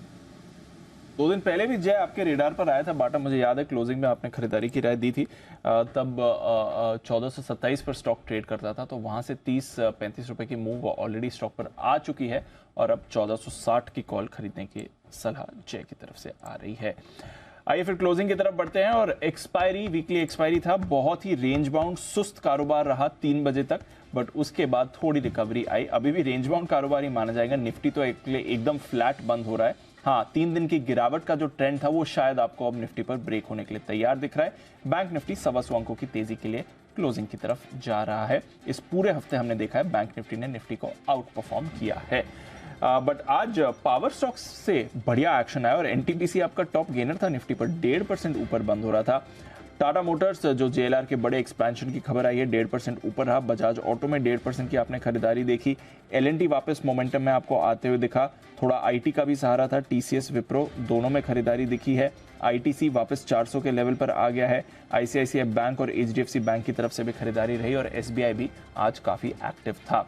डिवीज अच्छी तेजी के बाद आज तगड़ी मुनाफा वसूली भी थी, 4% नीचे। इंडेक्स पर ऊपरी स्तर पर थोड़ा दबाव एचयूएल की तरफ से आया, 1.5% नीचे। डॉक्टर रेड्डीज कमजोर था, इन्फोसिस में आपने वीकनेस देखी है, साथ ही Sun Pharma, Cipla, Bajaj Finance, Adani Enterprises, UltraTech, Axis ये भी कमजोर थे। नतीजों से पहले एचसीएल टेक एकदम फ्लैट और कल नतीजों से पहले रिलायंस इंडस्ट्रीज भी एकदम फ्लैट ही आपको बंद होते हुए दिख रहा है। वायदा कारोबार की तरफ आए, कमिंस यहां पर बड़ी तेजी आई, 3.5% ऊपर ये काउंटर रहा। कॉनकॉर गोल्डमैन सैक्स की तरफ से डबल अपग्रेड, सुबह से ही बजिंग है, 2% ऊपर। पेज इंडस्ट्रीज आज का सरप्राइज गेनर ये काउंटर था, 3.5% ऊपर। और कैश मार्केट में लक्स इंडस्ट्रीज में भी बड़ी तेजी आपको आती हुई दिखी। टाटा कम्युनिकेशंस कमजोर नतीजे थे, बट बाजार ने प्राइस इन ऑलरेडी कर लिया था, 3.25% ऊपर ये काउंटर रहा है। आईसीआईसीआई प्रू, इस पर भी आपने अच्छी खरीदारी देखी है, नतीजों से पहले 3.25% ऊपर। ट्रेंड, इसकी बात भी हो रही थी, यहाँ पर अच्छी खरीदारी है। हाइनिकिन, यहाँ पर कल इनके कमजोर नतीजे आए थे एशिया में, बट इंडिया का आउटलुक अच्छा है। आज यूनाइटेड ब्रूरीज में आपने 2% की मूव देखी है। इंडियन होटल्स भी एक्टिव रहा, टाटा पावर, डेल्टा कॉप और बलरामपुर चीनी बैन से आने के बाद यहाँ पर भी थोड़ा एक्शन था। भारत इलेक्ट्रॉनिक्स, संवर्धना मदरसन, एबी फैशन और इंडिया बुल्स हाउसिंग यहाँ पर भी तेजी देखी है। बट टीवीएस मोटर्स में 0.4% का कट रहा। जेके सीमेंट में आज आपने मुनाफा वसूली देखी है। इंडिया सीमेंट भी कमजोर था। हिंदुस्तान एरोनॉटिक्स नीचे था।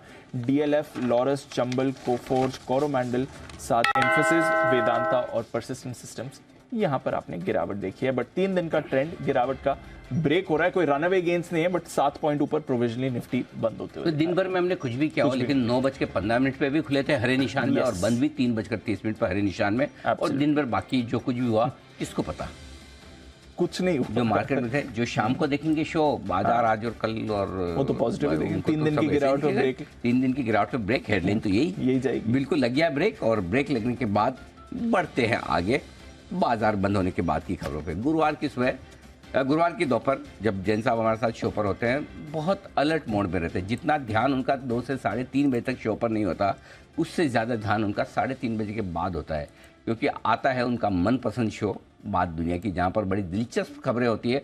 और उन खबरों को जैन साहब को पेपर और पेन लेकर लिख लेते हैं कि कौन कौन सी खबरें हैं जो बड़ी इंटरेस्टिंग है, जो मुझे देखनी है। शाम 4:26 पर आएगा ये शो, उससे पहले देख लीजिए आप एक झलक। चीन को 1 लाख बंदर एक्सपोर्ट क्यों करेगा श्रीलंका? सुपर पावर अमेरिका ने चूहों के आगे क्यों टेके घुटने? आखिर क्या खासियत है 18 करोड़ के जूतों की? देखिए मौत के बाद उड़ने वाले पक्षी, और बात बात पर पानी गटकने वाला चैट जीपीटी।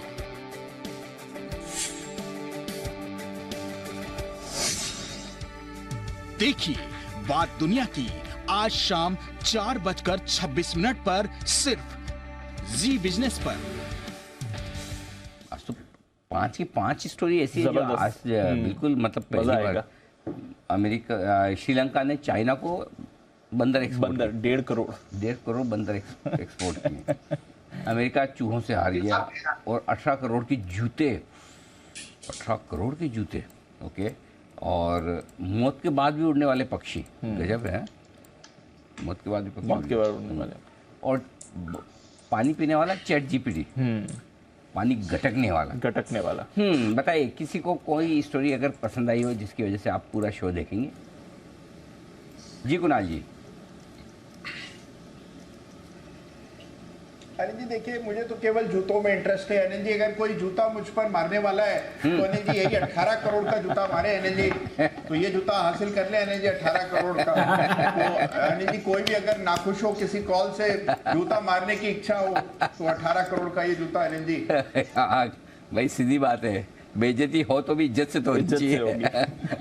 1800 रुपए वाले जूते की वजह 18 करोड़ वाले से हो तो मजा भी आए बेइज्जती करवाने का। 18 करोड़ के जूते वाकई में। जी जय बताइए। अनिल जी इंटरेस्टिंग, ये जूतों वाला तो इंटरेस्टिंग था ही अनिल जी, बट दूसरा एक इंटरेस्टिंग ये था कि मौत के बाद भी उड़ने वाले पक्षी अनिल जी, ये जबरदस्त इंटरेस्टिंग, क्योंकि आज वो आत्मा भूत ये सब जो भी पिक्चर वगैरह सब देखा है अनिल जी, वो सब इंसानों का ही देखा है, तो इसके ऊपर भी एक पिक्चर बन सकती है अनिल जी। इंटरेस्टिंग है। तो मरने के बाद कोई उड़ रहा, तो ये तो पक्षी उड़ रहा है, उसकी आत्मा वो समझना पड़ेगा। आप जनरली ऐसे वो डरावनी भूतों वाली पिक्चर देखते हैं जे? अनिल जी मजा आता है, ज्यादा करके तो कॉमेडी लगती है वो। नहीं, रामसे ब्रदर्स वाली देखते होंगे आपने, नहीं वो वाकई में जिसमें डर लगता है वो वाली। नहीं अनिल जी देखी है मैंने, हाँ एक दो देखी है। एक दो देखिए, बढ़िया है। चलिए श्रीकांत जी। अनिल जी ये जो पानी गटकने वाला चैट जीपीटी है, ये काफी इंटरेस्टिंग हो जाएगी, बिकॉज अगर ये पानी भी अगर गटकने लगता है तो फिर ये सभी को रिप्लेस करके रख देगा, ऐसा मुझे लगता है। तो ये काफी इंटरेस्टिंग स्टोरी है, और साथ साथ जूतों की स्टोरी जो ऑलरेडी कुणाल जी ने कवर कर लिया, और उन्होंने वही कहा है जो मैं सोच रहा था। नहीं, लोग बोल रहे हैं आर्टिफिशियल इंटेलिजेंस में ये सबको रिप्लेस कर देगा, लेकिन जो लोग, उन लोगों को बिल्कुल भी डरना नहीं चाहिए जिनमें इंटेलिजेंस नहीं है। उन्हीं को रिप्लेस कर पाएगा जिनमें इंटेलिजेंस है। इसलिए बिल्कुल ही चिंता ना करें, जहाँ इंटेलिजेंस की कमी वहाँ चैट जीपीटी की और इनकी जरूरत ही थी जी। और कौन बचा है राय देने? हाँ जैन साहब। नहीं, ये मुझे बंदर वाली स्टोरी जोरदार लगी। 18 करोड़ के जूते वो तो है ही है, खाने के लिए बेस्ट जूते हैं वो। बाकी चिड़िया वाली वो भी भूतिया खबर है। बाकी ये जो एक्सपोर्ट कर रहे हैं 1.5 करोड़ बंदर, मेरे को 1.5 लाख सुनाई दिया था, 1.5 करोड़ बंदर तो बहुत बड़ा क्वांटिटी। तो आई थिंक उनको भी बड़े पैसे मिलेंगे श्रीलंका को। और चाइना में कौन सी प्रॉब्लम सॉल्व करेंगे बंदर, पता नहीं। बट मुझे तो बहुत डर लगता है, हमारे यहाँ जयपुर में बंदरों की बहुत बड़ी प्रॉब्लम हो रखी है अनिल जी। छत पे आ जाते हैं और उधम मचाते हैं। इतने साल हमारा एरिया बचा हुआ था जहां मैं रहता हूं, बट इस बार हमारे घर में भी ऐसे बंदर आ गए, तो it is very difficult to handle them. Oh क्या बात है, ये तो चाइना वाले तो पता नहीं खा जाए, भरोसा नहीं उनका। उनका तो पता है। हाँ वो कुछ भी खा सकते हैं। हाँ अनिल जी ये सही कुछ होगा। वो मतलब बंदर के सर पे फोड़ के उसमें स्ट्रॉ डाल के खून पीते, ऐसा मैंने स्टोरी सुनी हुई है। ऐसा भी लोग, सच्ची भी ऐसा भी वो मतलब। हाँ अभी तक तो मैं देख रहा जय हॉरर पिक्चर देखते हैं। जैन साहब तो और आगे निकल गए। अरे भाई अच्छा कुछ देखो, और जैसे श्रीकांत जी ने बोला वो वेल्थ क्रिएशन वाली सीरीज ही वापस देख लो। ये सब देखने के बजाय। चलिए लेकिन देखिएगा ये शो जरूर आज शाम 4:30 बजे। बात दुनिया की एक से एक बेहतरीन खबरें आपको देखने को मिलेगी। स्कूलों में नया सेशन शुरू हो चुका है और बच्चे नई क्लास को लेकर उत्साहित तो हमेशा होते ही, लेकिन स्कूलों ने बच्चों के माता पिता को, पेरेंट्स को बड़ा तनाव दिया है। ज़्यादातर प्राइवेट स्कूल्स ने बच्चों के लिए कॉपी, किताबें, यूनिफॉर्म या तो स्कूल की दुकान से खरीदने के लिए कहा है, या फिर वो जो दुकान बता दे कि भाई यहीं से जाके लेना पड़ेगा, ऐसा ज़रूरी कर दिया। इस बीच अच्छी खबर यह भी है कि कुछ राज्यों की सरकारों ने स्कूलों को नोटिस भेजा है। आज शाम 6 बजे हम स्कूलों की मनमानी पर करेंगे बातचीत, बताएंगे कि आखिर क्या वजह कि स्कूल इतने अड़ियल होते जा रहे हैं और क्यों वो सरकारी आदेश को भी अनसुना करना चाहते हैं। इस पर हम करेंगे चर्चा। हमारे साथ होंगे हर्षित मिश्रा साहब जो कि डेप्यूटी एडवाइज़र है नीति आयोग जिसके, और साथ ही डॉक्टर सुधा आचार्य जी जो चेयरपर्सन है NPSC की, यानी कि नेशनल पेरेंट्स एसोसिएशन जो है उनकी प्रेसिडेंट वो है, और Aparajita Gautam president parents association Delhi से हैं। ये सब जुड़ेंगे हमारे साथ शाम 6 बजे। आपकी खबर आपका फायदा। स्कूलों की दुकान, पेरेंट्स परेशान। गर्मी की छुट्टियां शुरू होने वाली भी है, स्कूल का नया सेशन शुरू हो उससे पहले, और बच्चों के लिए मौज मस्ती का समय होता है। लेकिन इस बीच एक बड़ी इंटरेस्टिंग रिसर्च आई है गर्मी की छुट्टियों को लेकर, और बेंगलुरु की एक रिसर्च फर्म कांतार के मुताबिक भारत के 85% पेरेंट्स इस बात को लेकर परेशान है कि उनका बच्चा गर्मियों की छुट्टियों में दिन भर मोबाइल पर लगा रहेगा। इसका भी हम एक बार सर्वे करेंगे। 96% पेरेंट्स ऐसे हैं जो उन तरीकों के बारे में खोज रहे हैं जिससे कि उनके बच्चे मोबाइल से दूर रहे। आज इंडिया 360 डिग्री की कवर स्टोरी में होगा इसका पूरा विश्लेषण। जानेंगे बच्चों से मोबाइल की लत कैसी छुड़ाई जाए। देखिए, गर्मी की छुट्टी में मोबाइल से मुक्ति, यह आज की हमारी कवर स्टोरी। अब कौन कौन लोग हैं जो इस बात को लेकर परेशान हैं कि बच्चा गर्मी की छुट्टियों में मोबाइल पे लगे रहते हैं, लगे रहते हैं आमतौर पर? हाँ है, सब लोग हैं परेशान वैसे, बिल्कुल। जैन साहब है। अच्छा, मुझसे भी परेशान है, घर में जो डोमेस्टिक हेल्प रहते हैं सभी जगह। बच्चे भी इस बात से लेके परेशान है कि माता पिता हमेशा मोबाइल पे लगे रहते हैं वैसा है वो भी है। हाँ, मतलब कुछ काम के लिए बोलो हाँ रुको थोड़ी देर में वैसा है। सो मोबाइल का इस्तेमाल बिल्कुल सोच समझकर कम से कम करें। ये आपके लिए आज की कवर स्टोरी। आइए विदा लेने का वक्त तो इससे पहले बता दें 17,625 पर बंद होता हुआ निफ्टी 5 पॉइंट के हरे निशान के साथ 65 अंक ऊपर सेंसेक्स बंद हुआ है और बैंक निफ्टी 115 पॉइंट ऊपर 42,275 के लेवल की बात की थी 265 आज का लेवल 265 ही था। 265 राउंड फिगर मिल गया 269 बिल्कुल वहीं पर जाकर लेवल एकदम बैंक निफ्टी के बड़ा आज्ञाकारी है, मान लेता है बात। चलिए विदा लेने का वक्त है। कल है कल बड़े दिनों बाद टी शर्ट डे है। इस बार तो बार बार वीकेंड लंबे वीकेंड और शुक्रवार और बीच में एक आध शुक्रवार आए तो भी बंसल जी की लैंग्वेज में मैं लंबी छुट्टी पे जो चला गया था तो उसमें मैं टी शर्ट तो कल टी शर्ट डे उस दिन पॉलिसी भी थी पिछले पॉलिसी थी। अच्छा हाँ फ्राइडे को 6 तारीख को। तो चलिए कल आप अपने मनपसंद परिधान पहनकर फिर से मुलाकात कीजिए। धन्यवाद कुणाल जी, राकेश जी, जैन साहब और सुमित जी का, और धन्यवाद श्रीकांत जी का, जय ठक्कर साहब और साथी वागले सर का भी बहुत बहुत शुक्रिया आज हमारा साथ देने के लिए। मुझे और दीप को इजाज़त दीजिए।